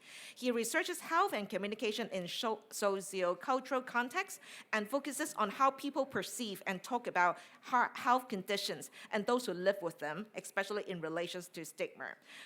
He's interested in application of social psychological theory, qualitative approaches, and innovative quantitative analytic techniques, and address transnational research questions with applied goals. So without further ado, I would like to invite Professor Stefano on stage. You want to have the mic? Yeah, I think there's a mic. Okay, good. Can you take a couple of pics on the phone? Yes, sure. Thank you. Thank you very much. Is this the clicker? Thank you. Stefano Occupinti. That's I don't want to stigmatize you for saying the name. But thank you, Nita, and thank you all for staying for this final session. And of course, we've got a talk after the final session too. So I'll try not to take up too much of your time, and I certainly will try not to be bogged down in slides with lots of words in them. You've been hearing about stigma, and actually stigma has been mentioned in every single talk that I've been able to see so far since lunch.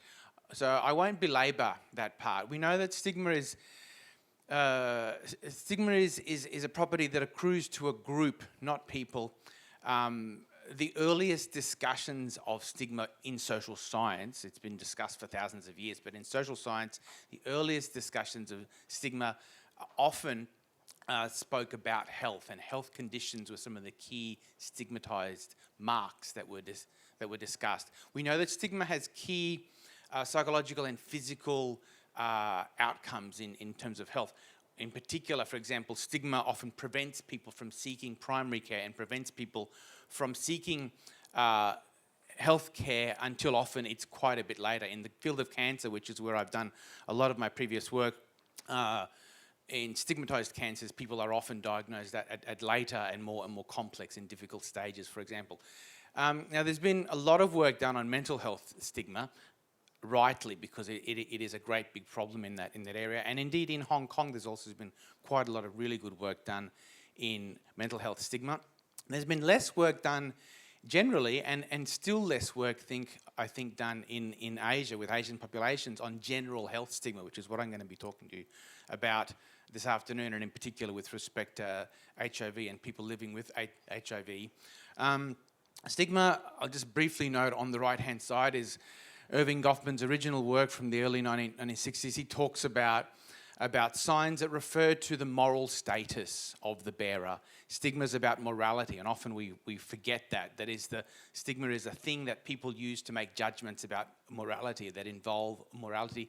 And it helps groups to try to stay away from the blemished person, to keep them away. These are themes that are going to come through the data that I'm going to show you. So we know that stigma accrues to the individual, and of course it often occurs in interpersonal contexts. However, of course, stigma is really about a group. You don't stigmatise a person, you stigmatise the group to which that person belongs. And that groups are set within a societal and a cultural context. We can't avoid that, although often we tend to try to apply one single model of stigma to all the different sorts. And this can be sometimes a little bit of a hindrance. One of the key explanations for stigma, though, and this follows on from the work of Irving Goffman in the 1960s, is by link and feeling. This is very widely cited and discussed. And the three key points of stigma, according to link and feeling, are first of all that we have to have groups that can be labelled, that in some way stand out, either visually or cognitively. Secondly, these are connected to chronic beliefs about these groups, and often these are negative because we're talking about stigma. It's not a pleasant thing, and we've heard about the stigma which is experienced and felt by people living with HIV this afternoon and indeed throughout the day. Thirdly, the crucial ingredient is about social power. Stigma is not about anything positive. Stigmatised groups in some way start to lack social power, and the mainstream is able to kind of use the greater social power that they command, and we can see this economically, we can see this quantitatively as well as qualitatively, is able to use the greater social power to limit the opportunities and to in various ways reject the advancement of the stigmatised group. And so the avoidance and the status loss that we see in stigma are essentially a function of these three key features, and we know that these are all cultural processes. I'm not going to spend very long on this at all. This is a blowing of the trumpet in some ways, given that we've sort of talked about all of these things. Some work that our group has done over the years, more recently. And I guess to provide some context for the data that I'm just about to show you, some colleagues and I did a large-scale study with US adults, and we sort of found that, in fact, there were some three key separate functions of stigma, that all stigmas were not the same, and that some stigmas were about shielding us from immoral others, sort of guarding our morality. Some stigmas were about keeping us away from people who interpersonally, or groups who would interpersonally bring us down, who would lower our social status. And there was a third sort of more chronic type of stigmatization that I won't talk about here. But in particular, these different functions of stigma were associated with different emotional responses to those stigmatized groups, and that is going to be of relevance to the data that I'm going to talk about. The other thing that I just would bring up is a study I did a few years ago now with lung cancer patients and caregivers in Australia. This was a qualitative study as opposed to the quantitative. And incidentally, lung cancer is another health condition where, in fact, people with lung cancer feel that they're seen, and they feel like they are, and they feel that they're seen as less worthy than sufferers of other cancers, and they often compare themselves to, for example, to people with breast cancer as being less positive, and they also report stigmatization and negative responses from healthcare providers. So there are certainly parallels here. One of the things I found that in lung cancer stigma in particular, there was a very strong sense of moralization. It wasn't just about the personal responsibility of someone choosing to smoke and then winding up with lung cancer. And of course, we know that that's not the whole story, but this is the stigmatizing thought. But it was often about moral judgments. And indeed, that the stigmatizing interpretations were widely shared. And this is another thing that we should be thinking about. We're talking again about societally shared beliefs, not just beliefs amongst certain individuals, but widely shared. In fact, I talk to patients and carers who are smokers and non-smokers, because up to 30% of people with lung cancer, in fact, are not smokers. All sorts of reasons for that. They all understood the same stigmatizing beliefs that were promulgated. It's impossible to tell them apart on that basis. Stigma is a socially shared phenomenon. So this brings us to this notion of structural stigma. And so I guess the chief proponent of structural stigma in the last few years has been Mark Hatzenbuehler in the US. And there are two kind of aspects, or two major aspects to structural stigma.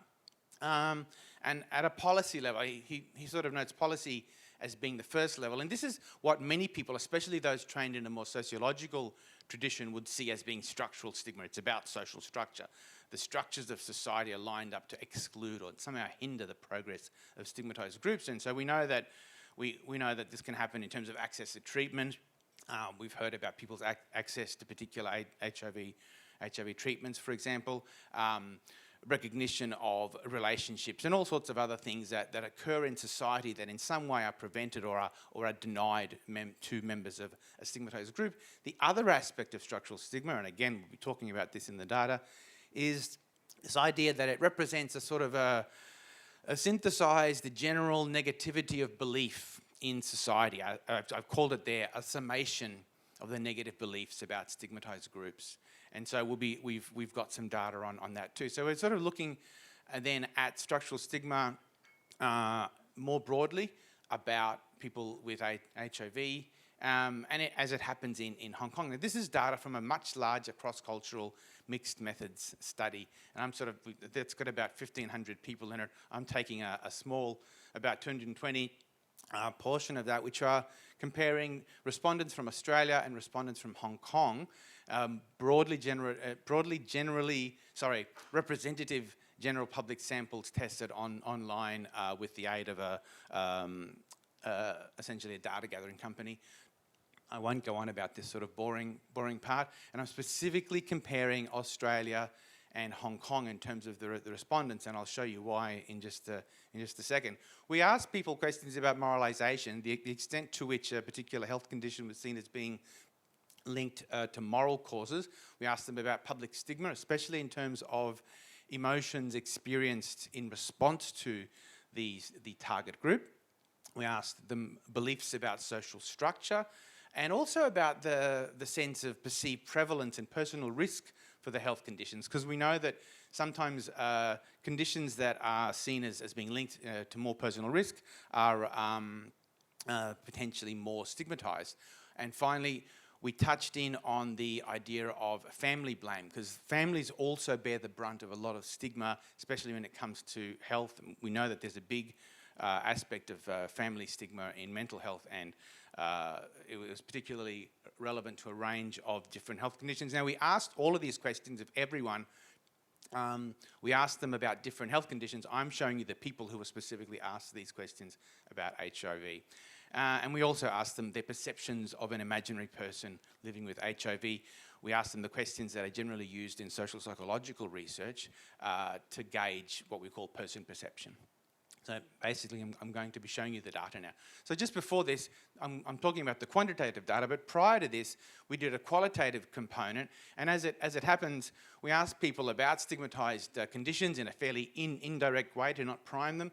But spontaneously, we had about 40% of respondents from HK nominated HIV/AIDS as being a stigmatizable condition, a condition that drew stigma within their society. In Australia, there was no, these are the top 8. There was sort of, if anything, negligible mention of HIV/AIDS. Australians certainly stigmatise things. There's no doubt about that. But by comparison, it's a much lower level of stigma associated with HIV/AIDS, not absent, but lower. So it provides a sort of a natural kind of comparison point. And also, a lot of the work in Australia is based on the kind of dominant Western conceptions of stigma. which I suggest may not be completely applicable to the East Asian and the Hong Kong setting in particular. In each of these bars, the blue bar is Hong Kong and the kind of pinky bar is Australia. So we can see that indeed people in Hong Kong believe that most other people in Hong Kong see HIV as a condition that's linked with more moral causes than other conditions, and they believe this to a greater extent than Australians.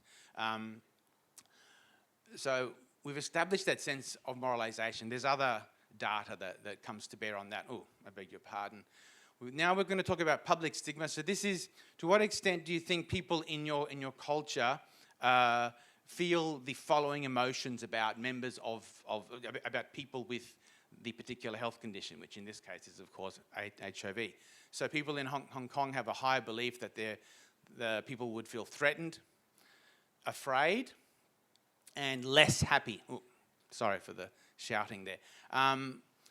Interestingly, no difference in pity. So they don't believe that people in Hong Kong would have less pity, but they are higher in threat, afraid, and happiness.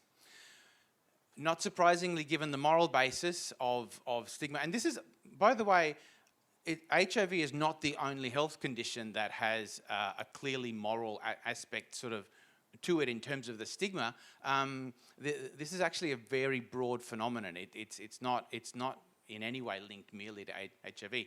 Disgust is the emotion that's linked with morality. So people, they were higher in disgust, but not higher in anger. And anger is another emotion that's linked to morality.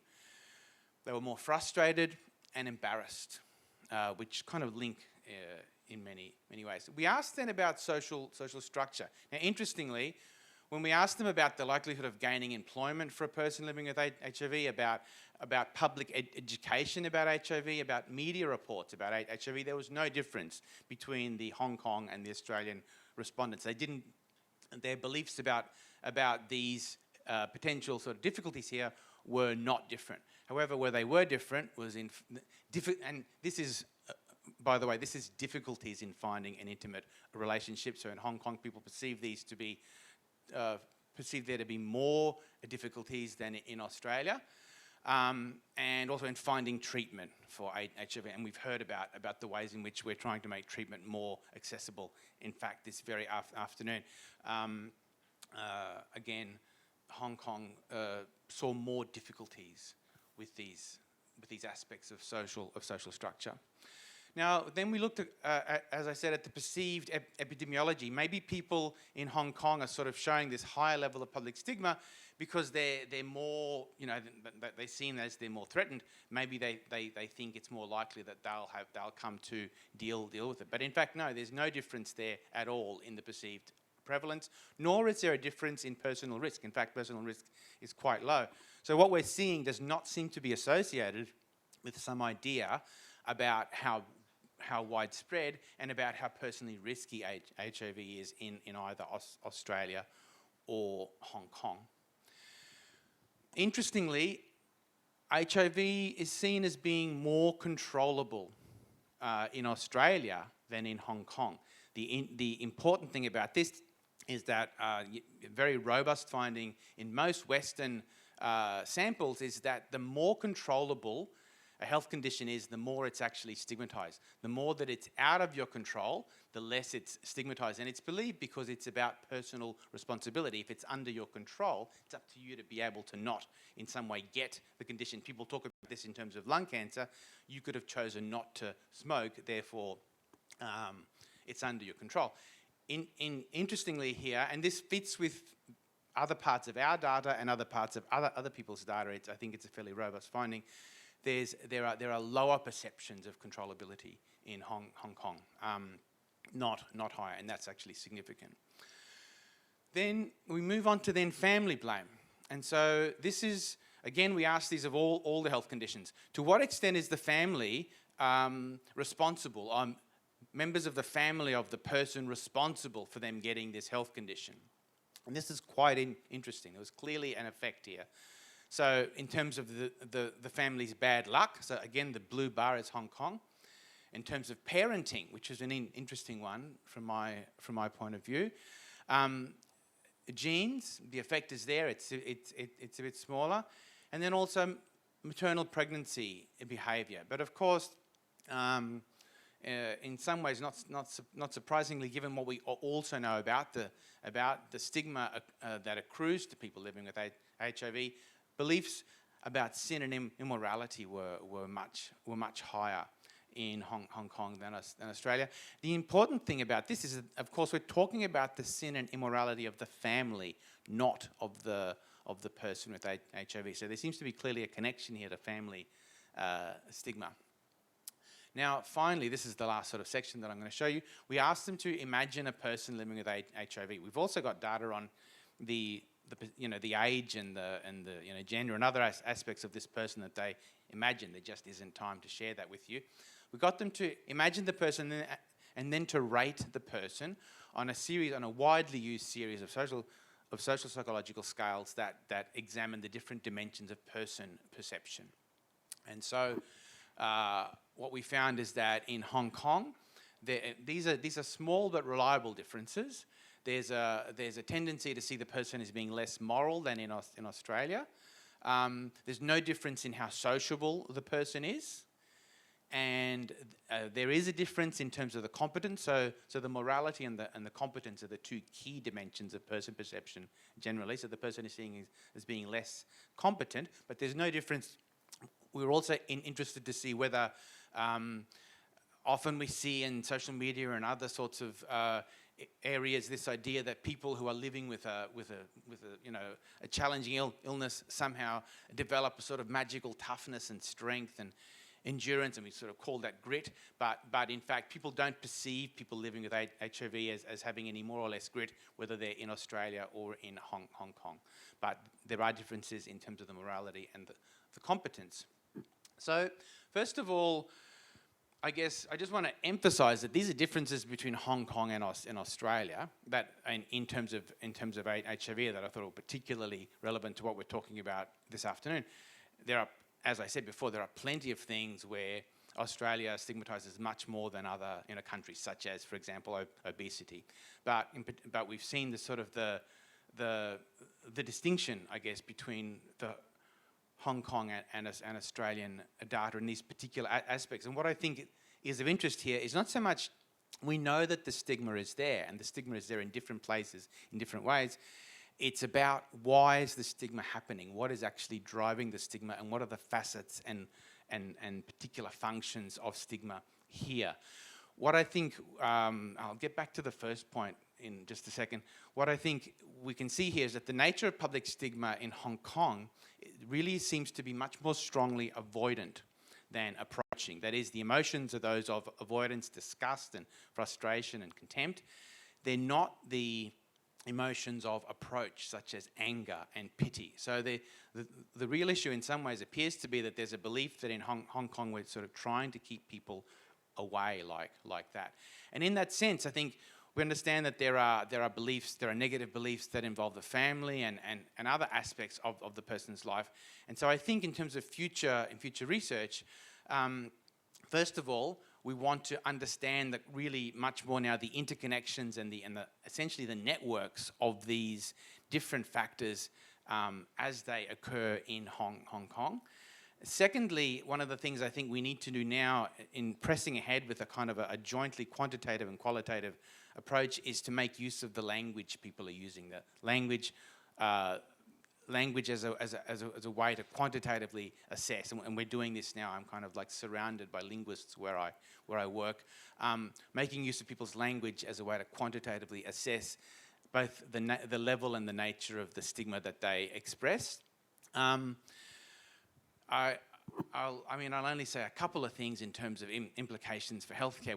We've heard lots of them. I found myself nodding furiously as people were talking throughout the afternoon. I think a key thing is I'd sort of focus on the second point in terms of focusing on encouraging adaptive beliefs around the place of people living with HIV in the shared social space. I think that's the way of really directly contrasting against the avoidant and rejecting as aspects of stigma that we understand are probably still out there. So I'll be glad to answer any questions during the Q&A, and if anyone has any further interest, do feel free to get in contact in the usual ways. Thank you.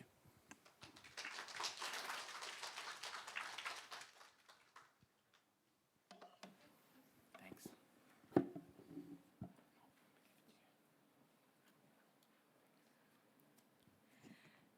Thank you very much. So now we are going to have our second speaker, Professor Johnson Wang, to share with us on the topic, development and evaluation of a chatbot providing real-time counseling support HIV self-testing for men who have sex with men. So I will give you some background about Professor Wang because we've been working together, like in some of the project and AIDS concern. And Professor Wang has been appointed as an assistant professor in the JC School of Public Health and Primary Care since 2020.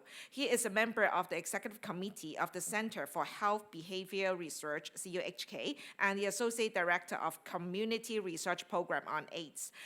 So without further ado, I will introduce Professor Wang to the stage and share with us on the topic of using the chatbot, for the HIV self-test. Okay, thank you. Thank you. Okay. Thank you, Lida, for the introduction, and also thanks everyone for giving me a chance to share with you our project. So first of all, I would like to thank all my research team members and the support from AIDS Cancer, and also the funding support from the AIDS Trust Fund. Okay, so first of all, I will quickly go through the background of our study. So why do we come up with such an idea? So we all know about the importance of HIV self-testing. So it was considered as one important strategy to achieve the 395 targets established by the UN AIDS. And but sometimes there are concerns related to the HIV self-testing. So one of them is lack of the counseling. So although very convenient, so some HIV self-testing users, they may skip the pre-test and or post-test counseling. So that will result in some issues. For example, like the incorrect procedures that will lead to some invalid results. So if you have tried HIV self-testing before, when you open up the package, then you read the instruction, and the form was very small, and sometimes the instruction was not very clear. And also, another bigger issue is that the inadequate support for the users, especially when you are tested to be HIV positive. So imagine, so when you're doing a HIV self-testing in the midnight at home and you turn out to be positive. So what should we do? So what should we call? Okay, so it was at the midnight and nobody can help. So, and also these issues, so they lead to the problems of the linkage to care. So according to previous literature, so for the HIV self-testing, so the linkage to care was lower than the standard of care facility-based HIV testing and counseling service.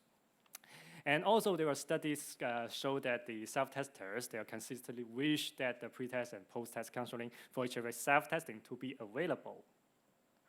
So we are now clear that we need to provide some kind of counseling support for the users, but how? So there are two major ways for providing the counseling support. So one, we call it active counseling. So that means we proactively provide counseling to all the users, so unless they refuse that kind of service. And in contrast, another type, we call it passive. So we just wait there, okay, wait for the HIV testers to come out to find us, okay? So we do not provide any active counseling to users, but they can report the result via some web-based platforms, and they can obtain some optional counseling. And my PhD, Edwin, he did a meta-analysis about the type of counseling support among the MSM HIV testing users and the links to care. And we find that, so in fact, so nowadays, a majority of the HIV self-testing service, they are providing some kind of active counseling support. So, so as you can see the number, so 50 studies providing active support as compared to only 5 studies provide some passive support.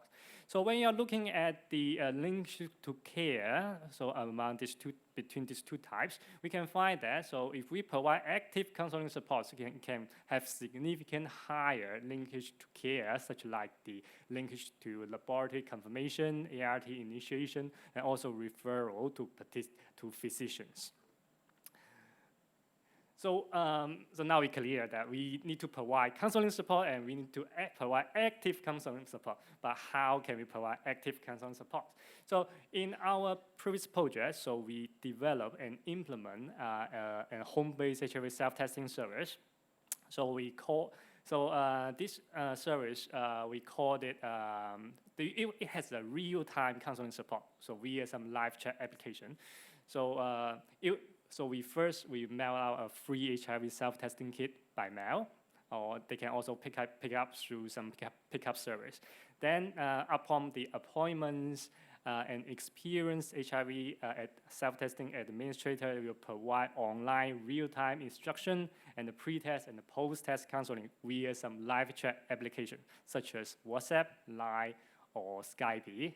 So it has some strengths. So we evaluate this new service through using the randomized control trial, and we find that it can significantly increase the HIV testing uptake. And also, it can ensure very good linkage to care. And also, it can reduce the sexual risk behaviors. And this, we call it HIV OIC, STOIC. It was also listed as one of the evidence-based structural intervention by the US CDCs. But during the implementation, we find out there were some issues. So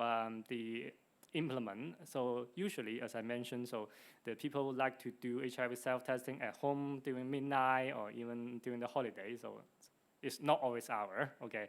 So so it created a very big challenge for the HIV self-testing administrators. So nobody can work 24 hours per day, okay? So especially for our NGOs, okay?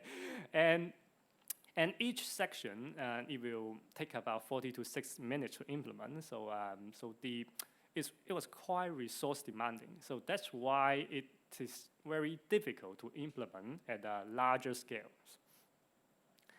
And how we can overcome these implementation issues. So and the chatbot actually come into our site. So so I think everyone know what is chatbot. So it is a computerized program. So it was act to replicate the human interaction. It can through the text, speech, or even the visual forms of communication. So in the recent days, so the use of large language model and the machine learning, it largely increased the accuracy of the human-machine interactions. So there are a lot of advantages of using chatbot because it can offer some personalized, engaging, and on-demand health promotion. And it can also proactively interact with the users, so which can improve some compliance. And more importantly, it's fully automatic. So if it is in place, so it requires fewer resources to maintain or implement. So we have the idea, so we are trying to use the chatbots to deliver this kind of online real-time instruction and counseling support to support the HIV self-testing users. So our project, we do have two phases. So the first phase is to the development of the chatbots, and the second phase is the evaluation of the chatbot. So in the second phase, we compare our HIV self-testing chatbot versus our human service, the HIV self-testing OIC, and to see which one is better. So there are some specific objectives for the second phase. So the primary objective is to establish whether the HIV self-testing chatbot will produce some similar effects as compared to the HIV STOIC in increasing the HIV self-testing uptake, as well as the proportion of HIV self-testing users receiving the counseling along with the testing within a 6 months follow-up period. And our secondary objective is to test the between-group difference in the prevalence of sexual risk behavior, like the condomless anal intercourse, the multiple sex partnership around the self-testing users, as well as the uptake of other HIV testing other than the HIV self-testing during the follow-up period. So then I will talk about the methods. So this is how we develop our chatbots. So we use a community participatory approach to develop the chatbots. So we interview our end users, so the MSMs, as well as the HIV testing administrators. So we crowdsource a lot of common concerns and frequently asked questions related to HIV self-testing and HIV testing. And we also try to understand the potential users' preference and their expectation about the chatbot. So by taking this into account, so we use the WhatsApp to implement the chatbot. So why we chose WhatsApp? Because I think it's the most popular instant messaging apps in Hong Kong. It's almost 90% of the Hong Kong people are using WhatsApp. So the technical barrier will be lower.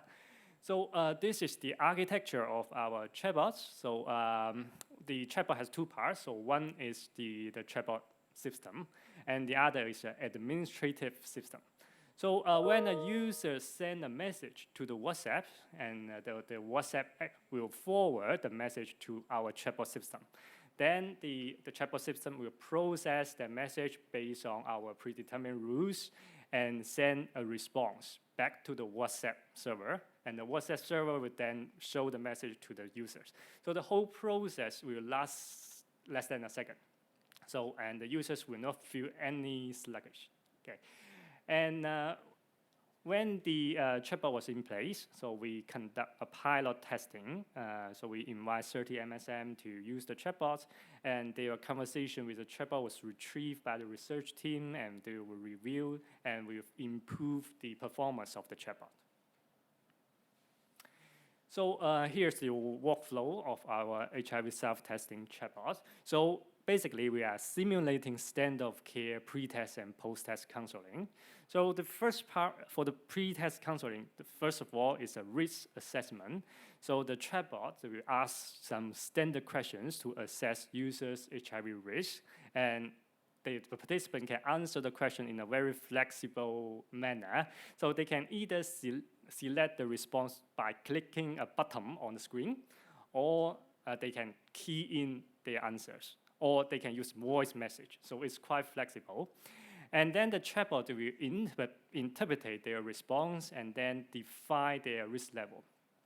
And the second part, the chatbot will provide some health education advice tailored to their risk level. And first of all, it will inform the users about their risk level and explain the rationale. And for those who are at high risk, the chatbot will prepare them for the potential positive results. For example, by explaining how effective the HIV treatment it is, and what they need to do if they obtain a positive result, and also our support for the HIV, for those who are tested to be HIV positive. And for those who are without high risk, the advice on maintaining safe sex practice are provided. And then you will obtain the consent to perform the HIV self-testing. So the chatbot will ask whether they are ready for it, and the users at this moment they can raise their concerns or questions. So they can either select their question using. We have a list of FAQs. Okay, so it was created based on our previous work. So the most frequently asked questions. So they can select one or more questions related to HIV self-testing or HIV testing. If their questions are not in the list, so they can enter the questions in the chatbot, and the chatbot will retrieve the keywords and to get the response from our QA database and send the response to the users. So, and then with the consent, the chatbot will play a pre-recorded online demonstration video showing the procedures of using HIV self-testing kit. So the user can either watch the demonstration for the oral fluid kit or the blood-based kit. So it was based on their preference. And then after they have the testing results, so we ask the chatbot will ask all the users to report their testing result. So they will need to answer questions, multiple choice questions, And the chatbot will show the example of the positive, negative, and also the invalid results to help the users to interpret their results. And also, the chatbot will ask the users to take a photo of their testing result and upload it to a secure web page. And the web page will be an analysis to confirm their testing result. And then, based on their testing result, the chatbot will provide the post-test counseling. So for those with negative results, the chatbot will explain the users now is not infected unless the test was taken within the window period, and was remind them that the second screening is required after window period. And also, they will remind them about the risk of HIV infection and provide some tips or advice about their safe sex practice and emphasize the need of regular HIV testing. And for those with HIV positive result, so the chatbot will automatically notify a designated supporting staff from the collaborative NGOs, and which will follow up with the users as soon as possible. So, and at the same time, the chatbot will explain, so this is a preliminary positive result, so they need to take a confirmatory HIV testing at the Department of Health. And also, staff from the NGOs is concerned.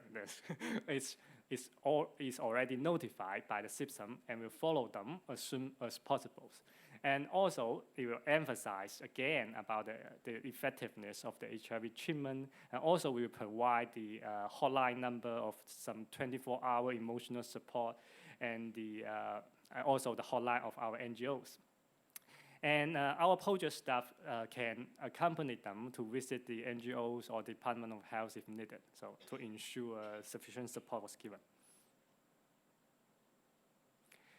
And also, we consider, so because now the HIV self-testing is quite popular, some of the MSM, they already have some rich experience of using the HIV self-testing. So they may not need comprehensive instruction and counseling. So they can feel free to choose two different service models. So the first one, mainly for the first-time users, we call it comprehensive counseling. So it is a standard of care pre-test counseling and the report of interpretation of a result and the post-test counseling.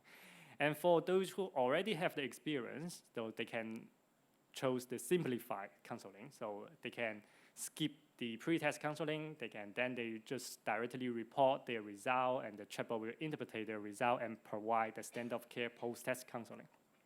And all of the users, they are strongly recommended to report their testing result. And so here, this slide shows the participant of this phase 2, which is a non-inferiority randomized control trial used to evaluate the HIV self-testing chatbot. So we mainly recruit the MSM, age 18 years or above, and they have access to WhatsApp and no intention to leave Hong Kong for 1 month consecutively within the next 6 months. And those who were already diagnosed as HIV positive were excluded. And this was the flow chart. So we approached to 620 MSMs through multiple channels, and 531 agreed to participate in our studies, and they were randomized into the chatbot group and also the HIV-ST-OIC group. And in the chatbot group, so they will watch an online video promoting the HIV testing in general as well as the chatbot, and then they will be connected with the chatbot and then implement the service. And for those in the HIV-ST-OIC group, so they will watch a similar video promoting HIV testing in general as well as the human service, and then they will make appointment with the HIV testing administrators and then implement the service. And all participants will follow up 6 months afterwards. So our primary outcome is the self-reported uptake of any HIV self-testing and during the follow-up period, and also the proportion of the HIV self-testing users who have received counseling support along with the self-testing during the follow-up period. So this outcomes was validated. We try to validate the outcome because the chatbot will document the number of the HIV self-testing chatbot use, and the HIV testing administrator will record the number of the human service that was performed. And the secondary outcome include the condomless anal intercourse and the multiple sex partnership among the HIV self-testing users, and also the uptake of other type of HIV testing among all participants during the follow-up period. And let's look at the result of our studies. So majority of our participants were young, currently single, highly educated, fully employed, and identify them as gay. And the sexual risk behavior in the past months was comparable to the PRISM. So it's about over 50% of them report condomless intercourse and anal intercourse and multiple sex partnerships. And less than half of them use HIV testing in the past 6 months. And at month 6, so we can find 194 participants in the chatbot group use any type of HIV self-testing, so which is similar to the HIV-ST-OIC group, which is 74%. So when we look at the type of HIV self-testing taken by the participants, so majority of the HIV-ST users, they use the service provided by this project, so either the HIV self-testing chatbot or the HIV-ST-OIC. And about 5% of them also obtain the HIV self-testing from other sources. And during the follow-up periods, it's about 16% in the chatbot group and 90% in the OIC group. They take up other type of testing. So if we count all type of testing, so the uptake rate is about 77% in the chatbot group and similar in the OIC group.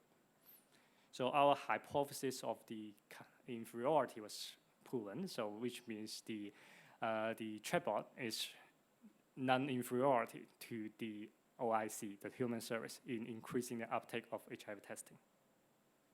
So we also conduct some subgroup analysis, and we find that there were similar trends in the HIV self-testing uptake among those with and without sexual risk behavior at baseline, and those with and without HIV testing in the past 6 months at the baseline. So it's quite consistent across different subgroups. And interestingly, when we look at the proportion of HIV self-testing users receive counseling support, we find that significantly higher proportion of HIV self-testing users in the chatbot group receive any type of counseling.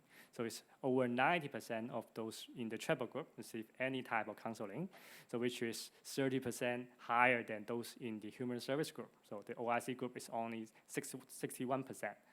So the proportion of using simplified counseling, which means the post-test counseling alone, is not, we did not find significant difference between groups, but the difference occur in the comprehensive counseling. So with about 35% of the users in the chatbot group, they use the comprehensive counseling support. So, and only 5% in the OIC group use that kind of comprehensive support. And it is encouraged to find that, so 100% of the HIV self-testing users report their HIV testing results to us.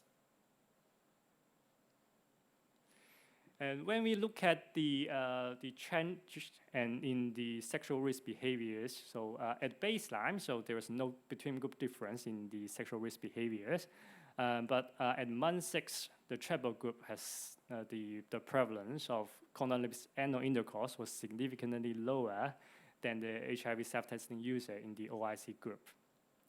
And when we compare the within group difference as compared to the baseline, so both groups have significant reduction in the sexual risk behaviors.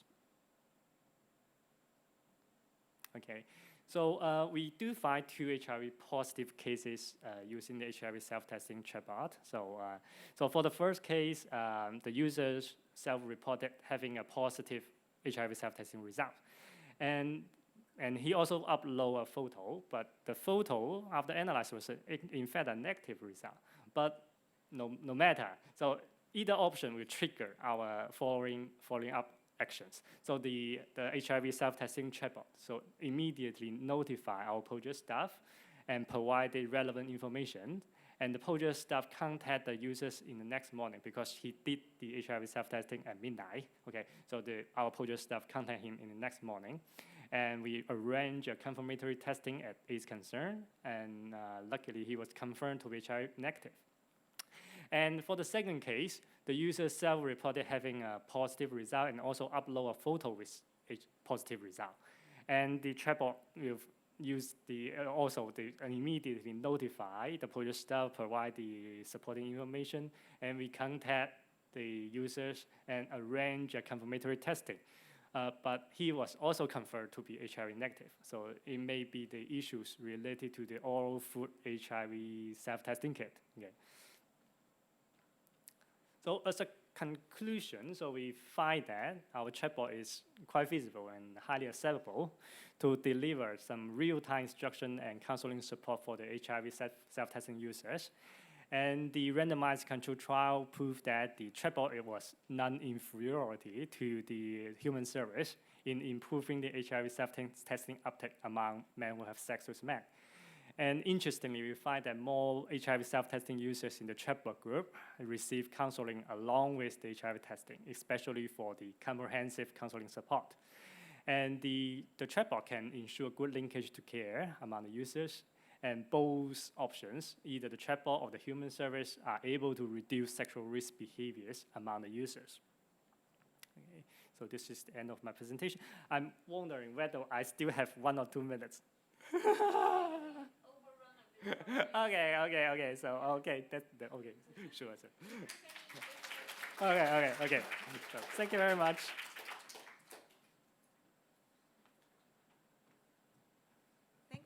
I know Professor Wang got a video, want to show to you how the process work with the chatbot. Because I'm so sorry that because of the time. So maybe afterwards, if you're interested to get to know more about the project, please really reach out to Professor Wang and his research team.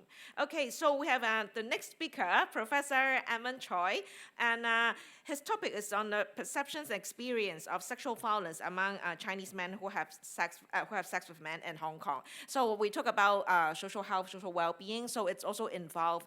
We talk about relationship. We talk about consent, etc. This type of topic. So I think this presentation will be going to echo some of these themes.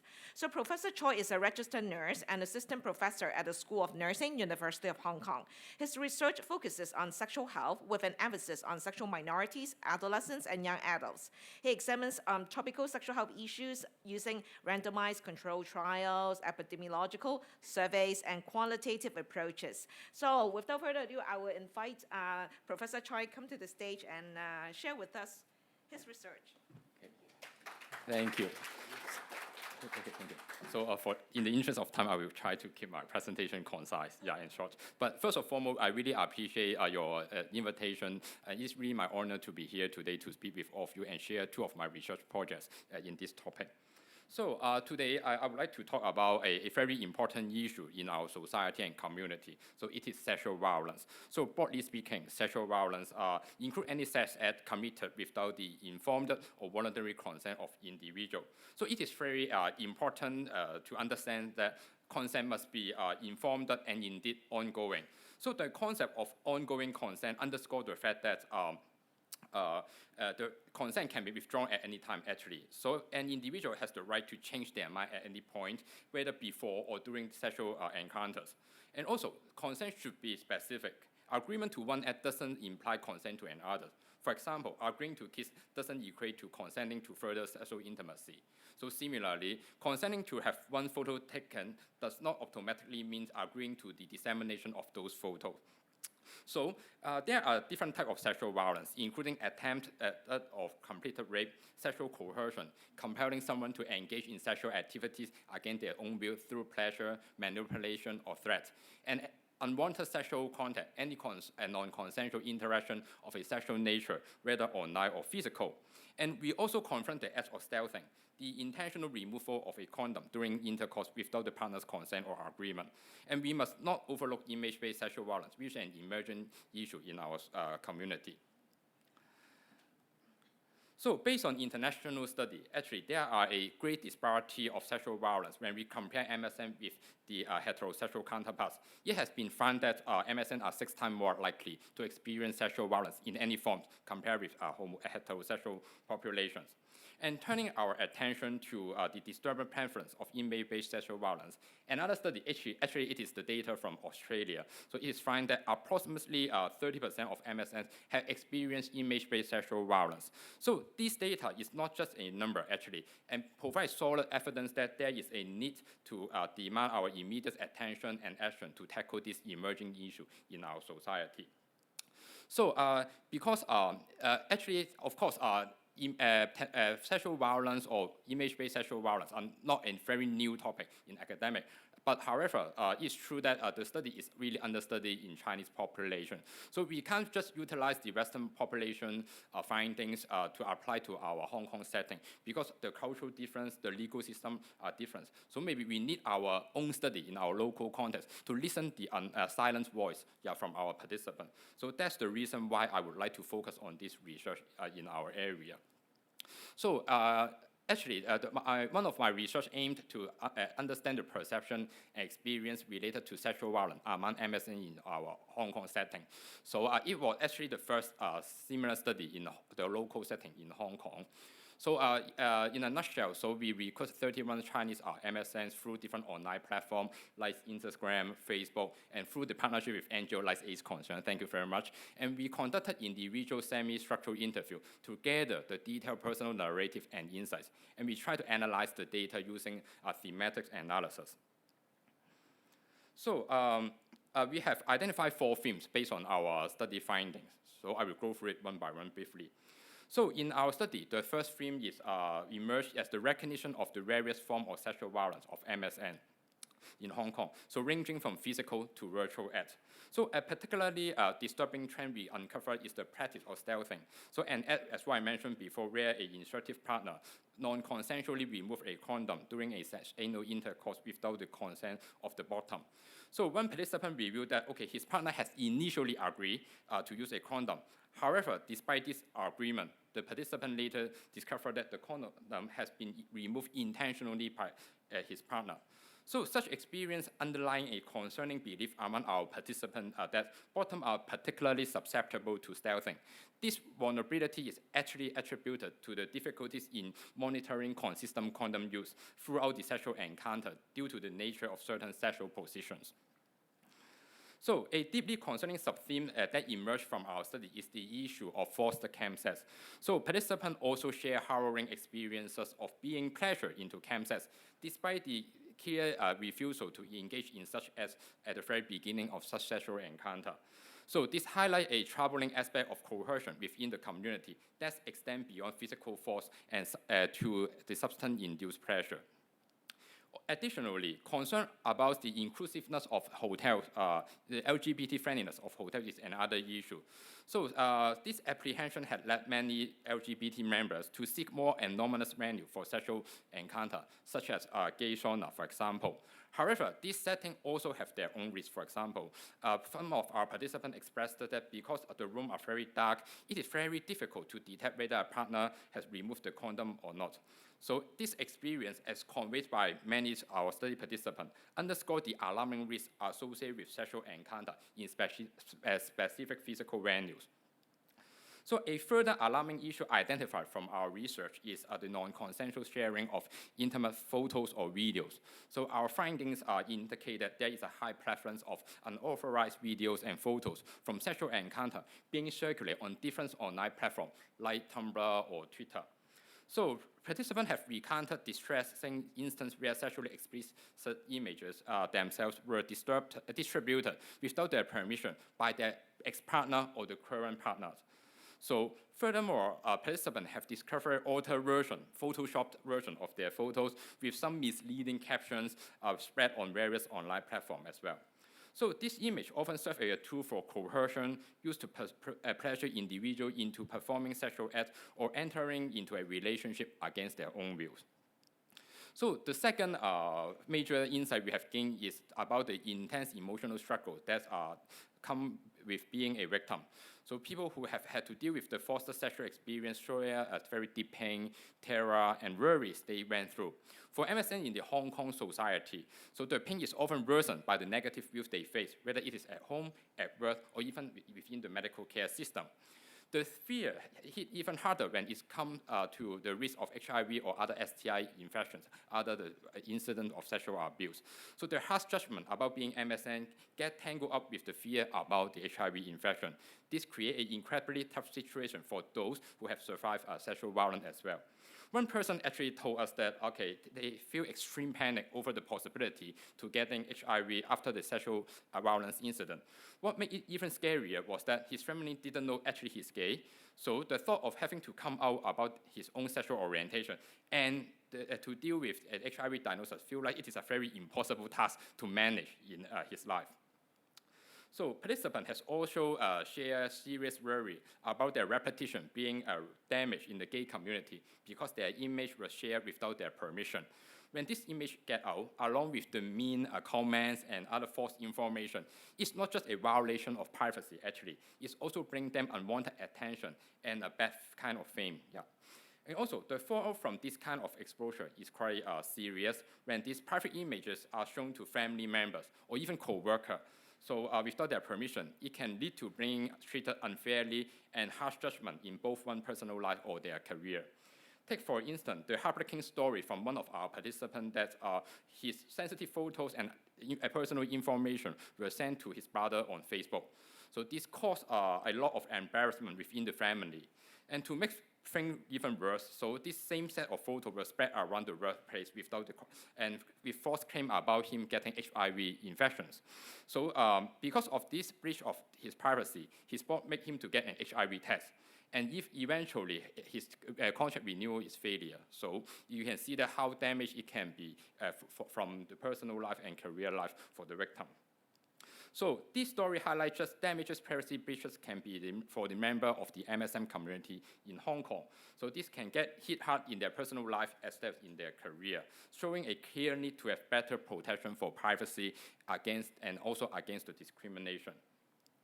And the third key theme we uncover is that there is a bit of, it's quite different from previous themes, is that some people may think that, it won't happen to me attitudes during the sexual violence among MSMs. Some guys we talked to thought that sexual violence is pretty rare in the community and didn't really see it is something that could happen to them.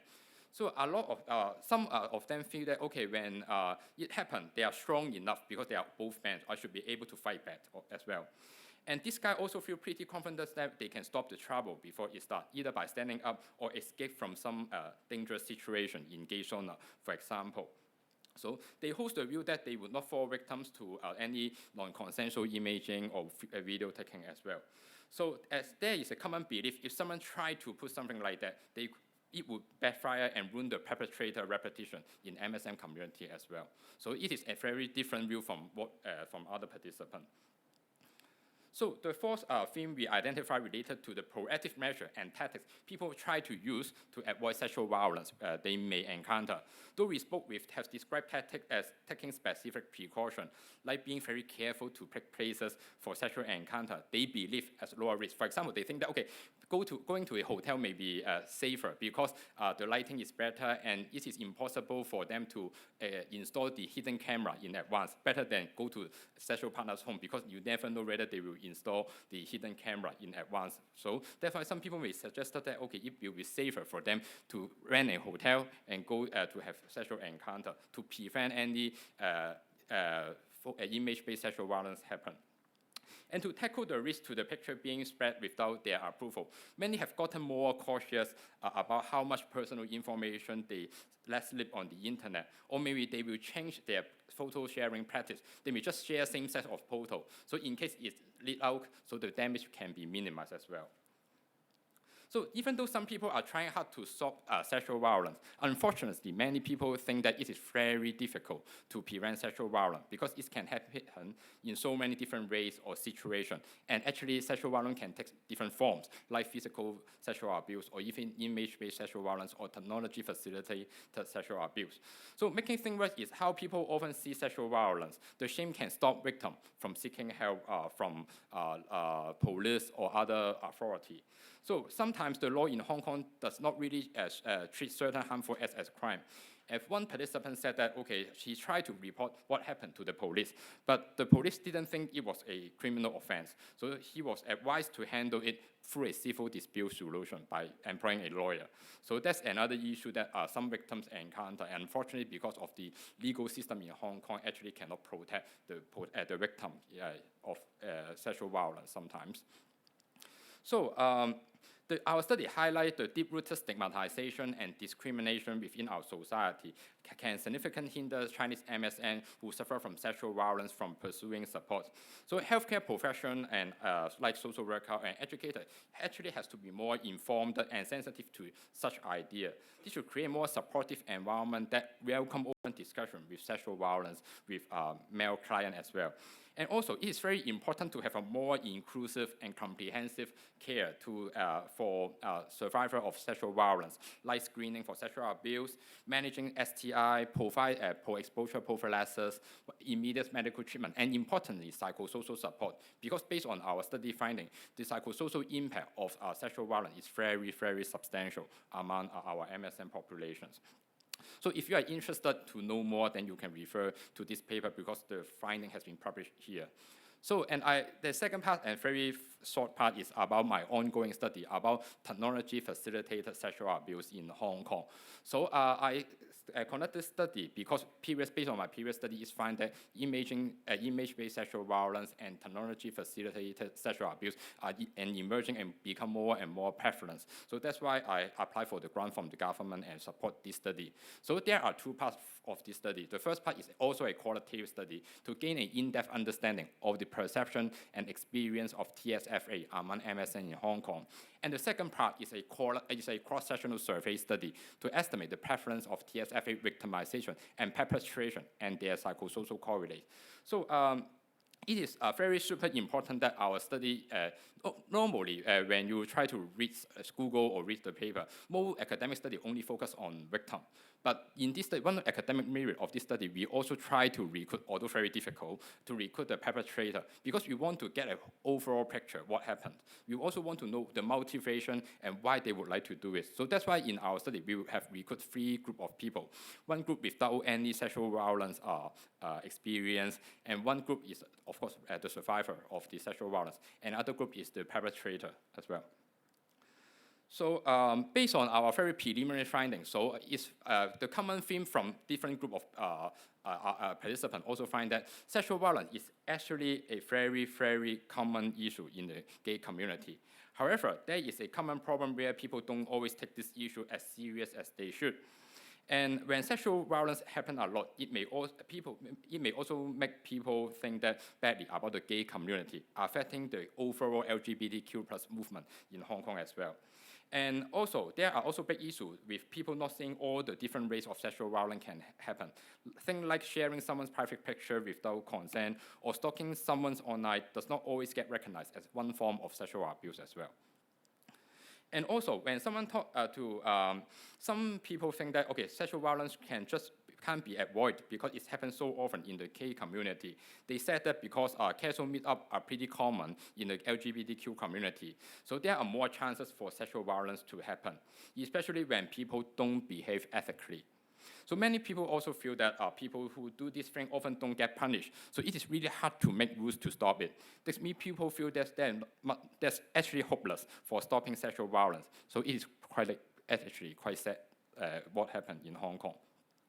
So we also try to understand more about the perception of people with no such experience. So they think that they have been careful enough to avoid it, and they take every step to stay safe. So they don't expect sexual violence can happen to them.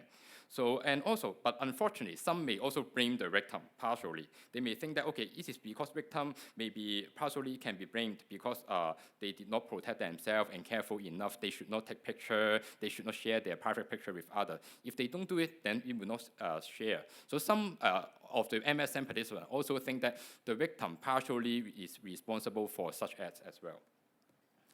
So people in our study, for those who are the victim or the survivor of sexual violence, they have a very strong feeling of betrayal and make them have a very strong anger.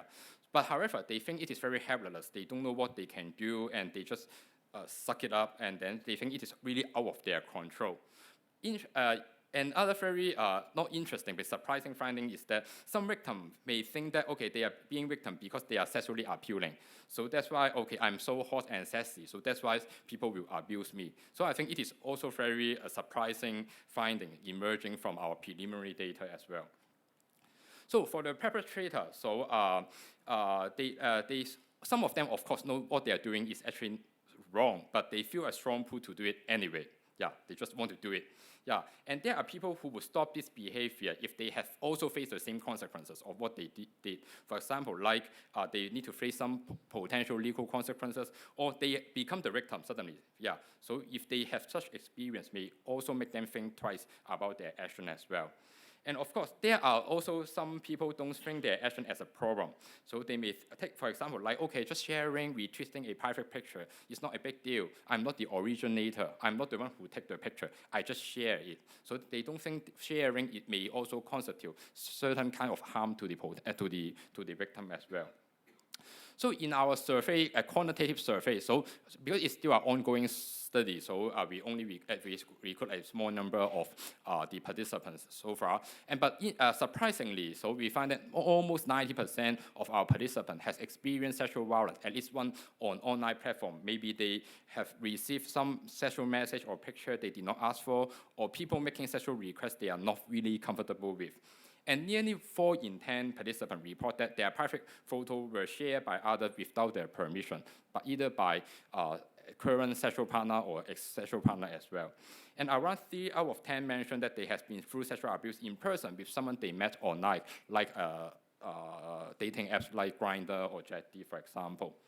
So it is very important to teach the public more about this issue. People should be more educated more about what constitutes sexual violence and its potential consequences. And of course, we need a strong legal framework to regulate this issue in order to stop people from becoming a perpetrator as well. So we need to work together to listen to those who have been silenced and unite together to against all this abuse. And our main aim is to make online space safe and welcome for everyone, no matter their gender and who they love. And our rising awareness is just the beginning, and we have to keep active steps to ensure that everyone is treated with respect and safe on the online platform. So that's the end of my presentation. And if you are interested, you can feel free to reach me out through Twitter. So thank you very much. Yeah.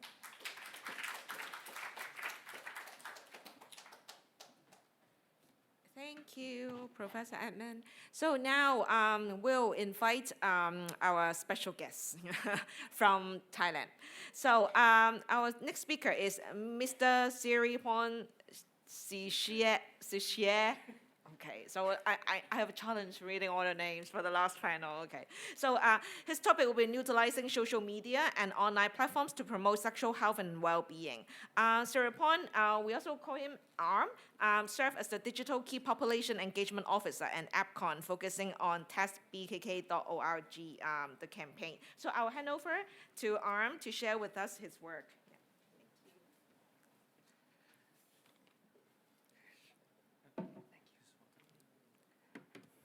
Good afternoon, everyone. So I think that everyone not too sleepy to listen to me, right? This is the clicker. Yes, so come to my campaign. I'm Arm Siripong Sisha from APCOM Foundation. And yes, Test BKK is from the very big campaign in for this Southeast Asia, that is testxxx.org. So we will come through a lot of slides today. Yeah, we got, I have 90 slides. Wow. With how many minutes left now? 15 minutes, I guess. 9 minutes, wow. 9 minutes with 90 slides, so 10 slides in 1 minute. Yeah, I can do it. So testxx.org is powered by APCOM.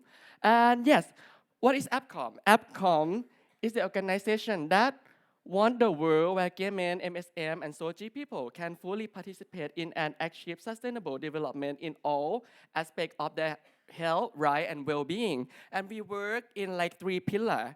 The first one, community engagement, advocacy and research, innovation and education. So Test BKK is fall on the 3rd pillar, that is innovation and education. So APCOM work with the country in Asia Pacific, around like 30 countries. We work with community-based organization, the government, UN office, WHO, and USAID. So let's come to my campaign, Taste XXX.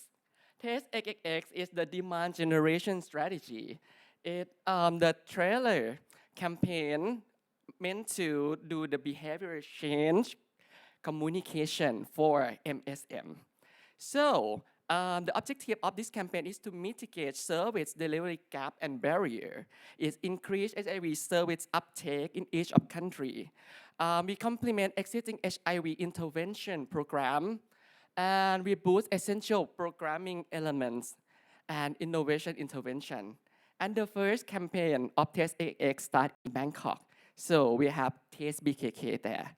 And after that, we have the replicate of this campaign to other countries. We go to Taste SGN Saigon in 2016, Taste MNL Manila in 2016, Taste HKG, Taste JKT, Taste JOG, and Taste 4UB. And the latest one is Taste VTE, Vientiane in Laos. So this is a city-based campaign, like in the capital that we know, right? In each of capital, we have the high prevalence of infection of HIV in each country. So this is the Taste XX family that are now operating in each of country. We now have like 4 countries in Thailand, Indonesia, Mongolia, and Laos. So we have more 4 countries to come. We will have like Taste, maybe Taste Mumbai or Taste Delhi. It's up to them to decide what name they want to use. And in Nepal, Taste KMD, Taste Kathmandu. In Philippines, they will restart the campaign again as Taste MNL. And in Vietnam. So for Taste AX, we have the same voice. We resonate our voice together with like the color that are our identity. As you can see, we have like the tag branding here. For Bangkok, it's very like, oh, the city that's very vibrant. MSM can be like everywhere. So we use the word like suck, fuck, taste, repeat. And it's easy to remember, right? If you have like any risk, like to suck, to fuck, yes, you just come to Taste. And then if you do it again, repeat it. But for Taste Saigon or Taste JKT, in each of country, we have like cultural sensitivity. So these line tags have to change, adapt to that cultural. Like for Taste Saigon, it's go to top but taste, repeat. Or in JKT, fun, love, taste. If you have fun, yes. If you love someone, you go to Taste. And then repeat if you have the new one. Okay, so for the main activity in Taste XXX, we have online outreach. We have like a lot of channels. We have Facebook, IG, YouTube, TikTok, Twitter. We work with KOL or influencer to spread the educational material. And we have like the online advertising for the social media as Facebook or Google Ads to leverage the campaign to reach more people, and also work with gay dating apps also in order to like buying ads and put the ads on the apps. The next activity that we have offline outreach, that the key community events that like happen in the nightclub, the party, like that. And we do the partnership with MSM Friendly Clinic to provide like more place and more service to our key population.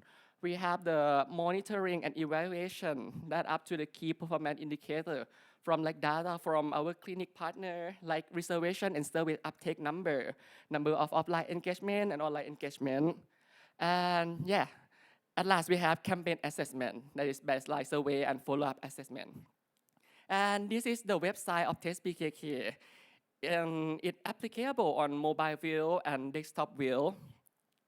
So for our Taste XX family, we have like the key to make our campaign success is to make to be sensitive, to be open, open wider is better. And be versatile, like no need to be top or bottom. Yeah, you can be both. You be versatile. So the first one, be sensitive, because like people nowadays, we love the story. We love to see the thing that is our story, right? So in the marketing every day, we can see some kind of storytelling. If we can find the personal touch to the thing, to the campaign that we want to deliver to our key population, it will get more interesting. And when they got some of that knowledge, we can give them some basic consultation and refer to the service. And next, be open. We collaboration with social media influencer for them to help us spread all the knowledge that we provide to normalize all the content about sexual health. And we deliver the activity to the key population. And yes, it's the best way like to engage them with our campaign and close the gap. And next one, be versatile. We develop our content up to their specific preference. Like if there are chemsex, people living with HIV or young KP, they have like the specific need for the content, right? And the thing that they need to know. And we give them the information that suit them and prove that it's useful for them. We cannot give like everything to them because like it's no need to them to know all, right? And yeah, last year we had the community summit that is like the very, very first time that our TASE AX family used to like see each other in person together. So if you can see, our brand is resonate to each other. This is TASE JKT. You will see the media. Compared to TASE VTE and TASE BKK. It look by brand, it look the same. We have like the resonate sound to each other. So now, let's go a bit deeper to TASE BKK. For TASE BKK, we focus on 6 key goals. The first one, we encourage our key populations for using a condom every time or as much as they can while they're having sex, and get regularly testing for HIV and STI, get access to PrEP, PEP, or ART, and the information safely in sexualized drug use or chemsex, the idea of U equals U, and reduce stigma of people who live with HIV. So this is our 6 key goal. TASE BKK don't have our own clinic, but we do partnership with clinic partner in Thailand. We have CU Buddy Clinic that they focus on youth. We have RSAT, Rainbow Sky Association of Thailand. We have Swing that are based in Bangkok and can reach a lot of LGBTQI people in Bangkok. We have CareMat and M+ that in the northern of Thailand. And also we have Thai Red Cross and Safe Clinic that are the private clinic, Pripta and Tangerine, that can provide to like each specific key population. And other partner that we have, we have Love Foundation that provide us the platform for booking. So that means for TASE BKK, our only task is to communicate the thing, to promote our clinic partner and reach to the people in online. We have Gilead, Veep, Durex that support us for like condom in our campaign. We have Grindr and Jack D in order to support for ads in the apps. And TASE AX campaign supported by Elton John AIDS Foundation. So for our website and social media, let's see. This is our website I just showed you. It's got like some essential knowledge that for like MSM in Bangkok need to know, like safe sex, HIV self-testing, U equal U, drug use and health, STI, get test or party pack. Yeah, I will show you next. And this is, and the last one is sexual consent. For in the website, we also have the educational blog that I keep the tone to be catchy, sexy, and trendy. So this is the content that I made on the website. As you can see, it's not the very like big thing that we talk like HIV self-test, the STI, because all of this content is from the people that are really our key population. When we talk that we are not top or bottom, we are not versatile. I just enjoy to have somebody and just masturbation together. And they ask me, are they abnormal? Is there abnormality in them? I say no. And I find some content that can answer their question and link them to the service, because they are not both top and bottom. They are sides, and tell them like, what are the risks to be side? Like, is there something that they should be concerned, like consent in having sex, or if they're doing side to the partner, is there any risk to get STI, like that? Or something that is very deep in gay Bangkok style, like outdoor, that I didn't tell them like where to go and have outdoor, but tell them the risk. When you go to outdoor, what will you bring with you? What are the risks that will happen? The police, the STI, the mosquito, the weather, some kind like that. That like healthcare professional cannot provide them, but we understand as I am one of the key population, like that. Next one, some content in the blog is a bit trendy, like how to hook up in Taiwan, that I do last year at the Taiwan Pride, that a lot of Thai gay goes to Taiwan, and they want to know how to get the guy there. Or like last 2-year content, like to have safe sex in COVID time. Next is our media. Yeah, we have like a lot of our social media channel on YouTube, on Facebook, Twitter, and Instagram. And the total number of our followers is around like 180,000 followers for all platforms. That means like if we share some content or some campaign, yeah, we can like reach to a lot of people. And this is what our content on social media look like. For Facebook, if you got some statistic, we know that when people got to Facebook, in each of posts, we spend time just only like 3 seconds. That means it has to be like short enough and interest you enough for you to read, right? For you to spend your time with it.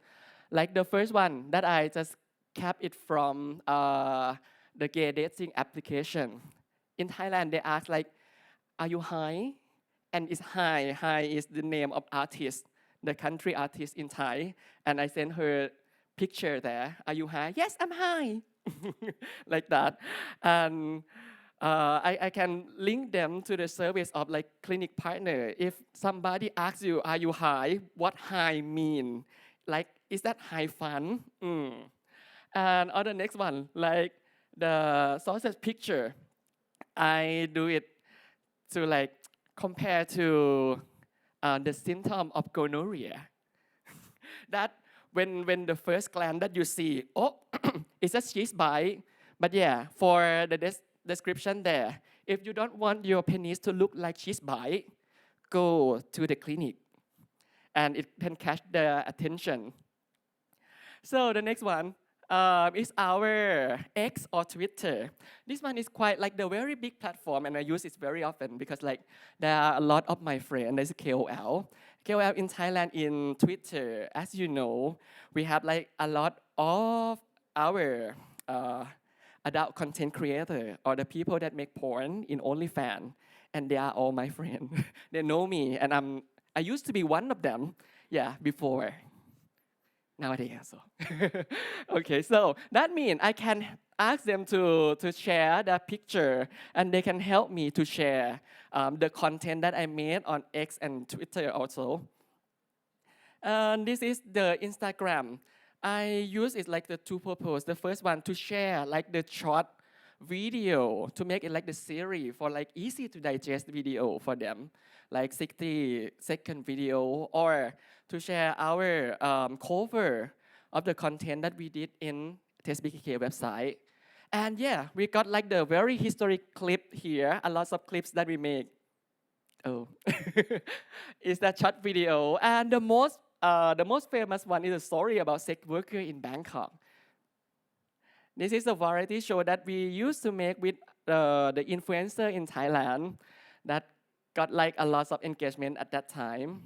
We have one season of our reality show, Delta New, 2 programs of our TV show.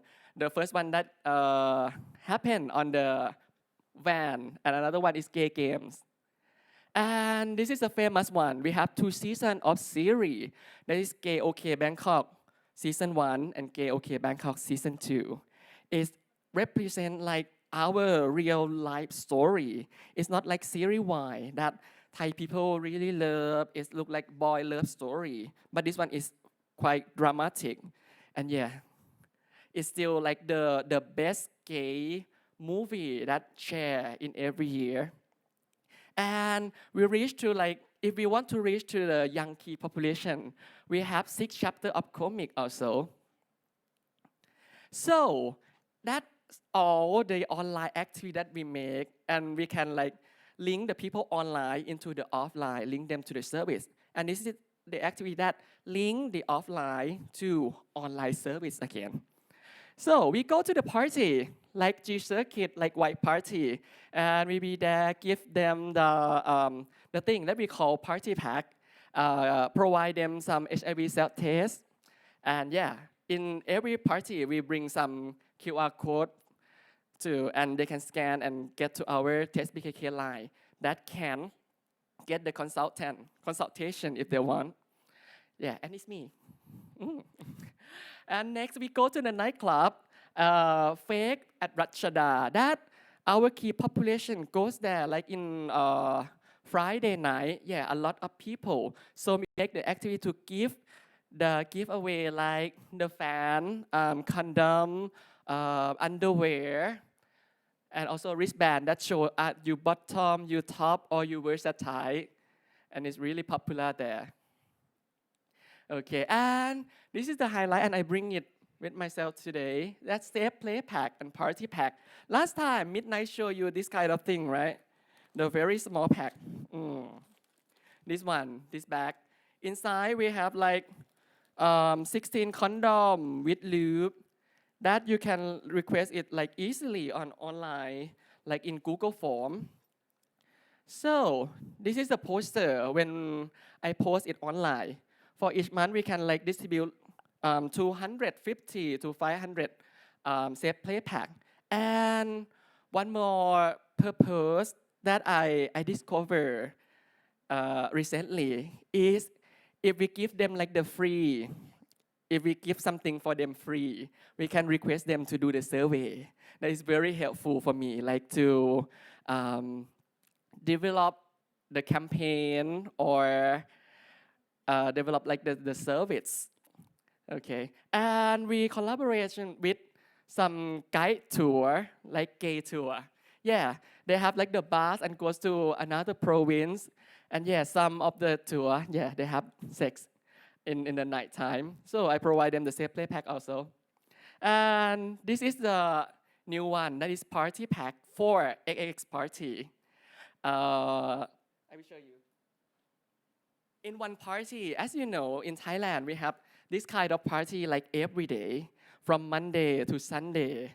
And each party got like 20 people to 100 people.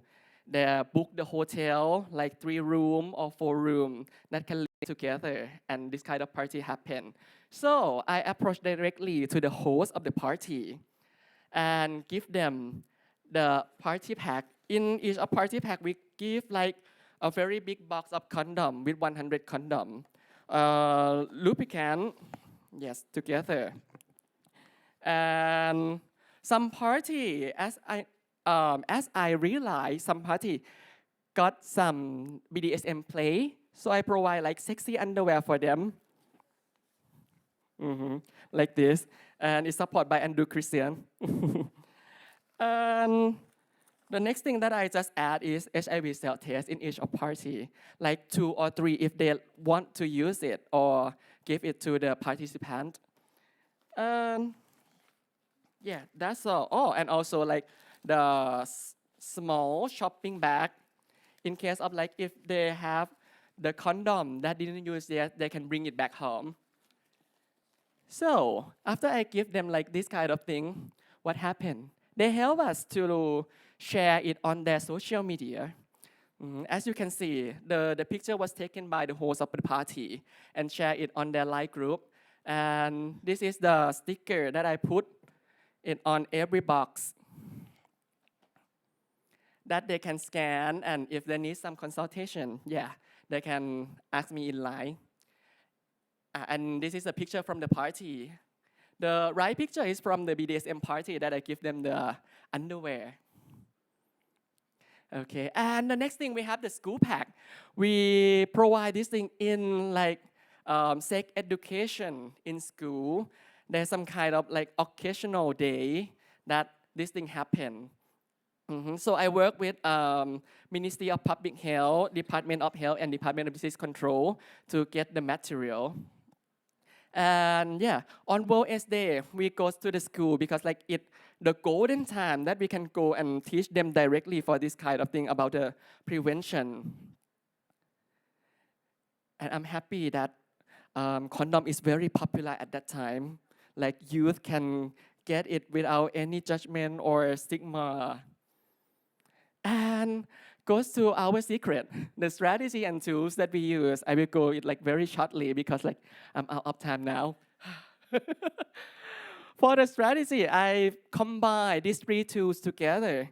It's been like a digital marketing tools and marketing, and also the copyright tool. The first one, POEM model. Have anybody used to hear it before? No. Okay. So POEM. In our nowadays world, in digital world, there are three kinds of media. The first one, owned media, paid media, and earned media. Owned media, that is the media that you can operate by yourself, like 100% own it. Like your website, your Facebook, your Instagram, your employee, your talent, that's your own media. For paid media, it's the thing that you pay your money and get that media spread widely for other people. And earned media, when you have your own media and people give something to you, like if you post the video on YouTube and a lot of people watch it, you get some money, right? That's a kind of earned media. But on our way, if people share your content, share your media, or make their own content from your content, we call it that earned media. So let's see. This is an example of paid media, owned media, and earned media. You will see the intersection here. If your own media have to be like earned media, you can do some share requests to the KOL for them to help sharing. Or if you put your own media and put some money on it to be advertised, it's sponsor post, right? Or if the paid media goes to earned media, if you paid the money for the influencer to do any content for you, yeah, it's sponsor influencer. So this is the example that I can show you. There's still some time, right? Okay, yeah. Okay, so for POEM model that I just showed you, this is our own media. It happened like last year, the PrEP provision in Thailand, for your information. Last year, our PrEP service had to be stopped as the government announced that it's illegal because our community clinic had no doctor, nurse, or healthcare professional that was trained by Ministry of Public Health. So yeah, we have to stop the service for a while. And then I decided to make this campaign about PrEP provision in Thailand. I made it as a series of picture and trailer the message that very, very easy and simple one. As in Thai is PrEP must be accessible. This is the first tag that I use. And the second one, don't stop distribute PrEP. It's like the word that tell the people like what to do and what happened to their life. It's not just only like for our key population, right, that need PrEP, but what does it mean? It means like we need the right to our health. We used to distribute PrEP freely before, like 10 years, and then government announced that we cannot. So we emphasize this kind of thing by these two tagline and made it as a series by our own media. And then what happened next? From our own media, we got some earned media back from our community, like Swing, RSAT, IHRI, that they also do same kind of campaign that resonate with our own media. And the next one is the paid media that we do. We do some kind of like lobby on the digital world. We buy some keyword. If you search the word PrEP at that time, it will appear all the content that made by Taste BKK or our clinic community. And you will know situation like what happened in Thailand. Like the government tell us to stop to distribute PrEP. And yeah, as you can see, if this kind of three things works together, I just use only 7,000 baht for promote this campaign on Google. And it can reach the people like a lot, and a lot of media and press come to do the interview with our clinic partner. And this is like the result that show for this campaign. Because like, yeah, we need some action for them to do. I set it in the change.org for the people to sign their name, to put their name on it. And just only in like 7 days, we can got a lot of names signed. And what happened next? We can send the letter to Thai Parliament. After that, the Ministry of Public Health, Department of Disease Control, held the meeting for community partner, like how to mitigate this problem. And after that, just only like 1 month, we can distribute PrEP again.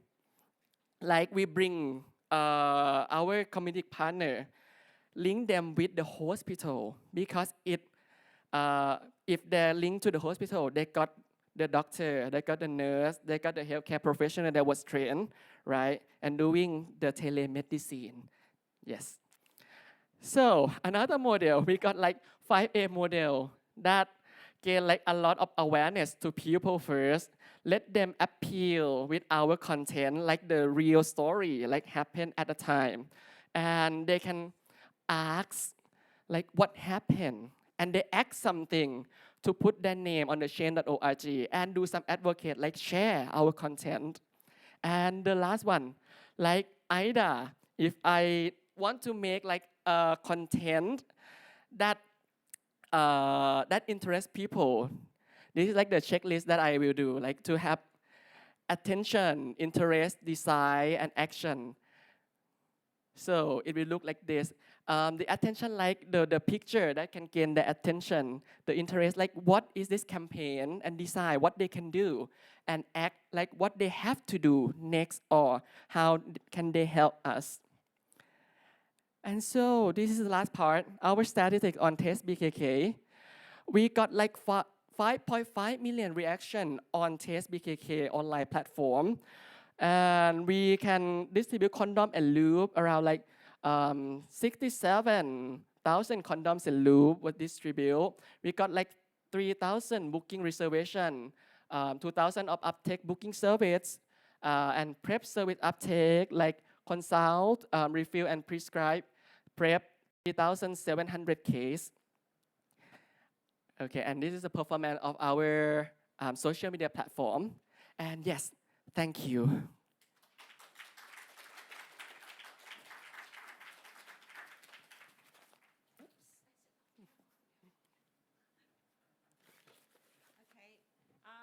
Thank you so much. For the last sections, since we do not have time for the Q&A, so if you have any questions for Professors Devino, for Professor Wang, Professor Edmund, and also Arm, you can email to me, and I will share the questions and get back to you. Okay, I promise I will get back to you. So I would like now to invite Jerome, our CE, to come to the stage to give a closing speech, and thanks everyone. Thank you. Thank you very much. I could be very short. It has been a very long day. I think just quickly, I think the whole purpose we're here today obviously is to address disparities in HIV and sexual health. And I just could not emphasize enough is if we want to break service silos, we need to work together, we need to collaborate, and we really need to pool resources together. After all, no one single organization can do all the work. And really, I mean, we need to continue to work so that we can create a positive atmosphere when it comes to all things relating to sexual health. After all, Victorian morality should be consigned to the history books. So before we all head out, I'd just like to give a thanks to all those who show up today. They really made a big difference and they made this event a smashing success. Also, I'd like to express my heartfelt thanks to our esteemed speakers for sharing their insights, and I offer my sincere gratitude to our sponsors for their generous support. And last but not least, I just want to give a quick shout out to my colleagues who put together everything. They have done a great job, and credit for such a terrific event goes to them. So please join me in showing our appreciation for all they have done. And on that note, thank you very much, and hopefully we'll see you all next year. And have a great evening. Thank you.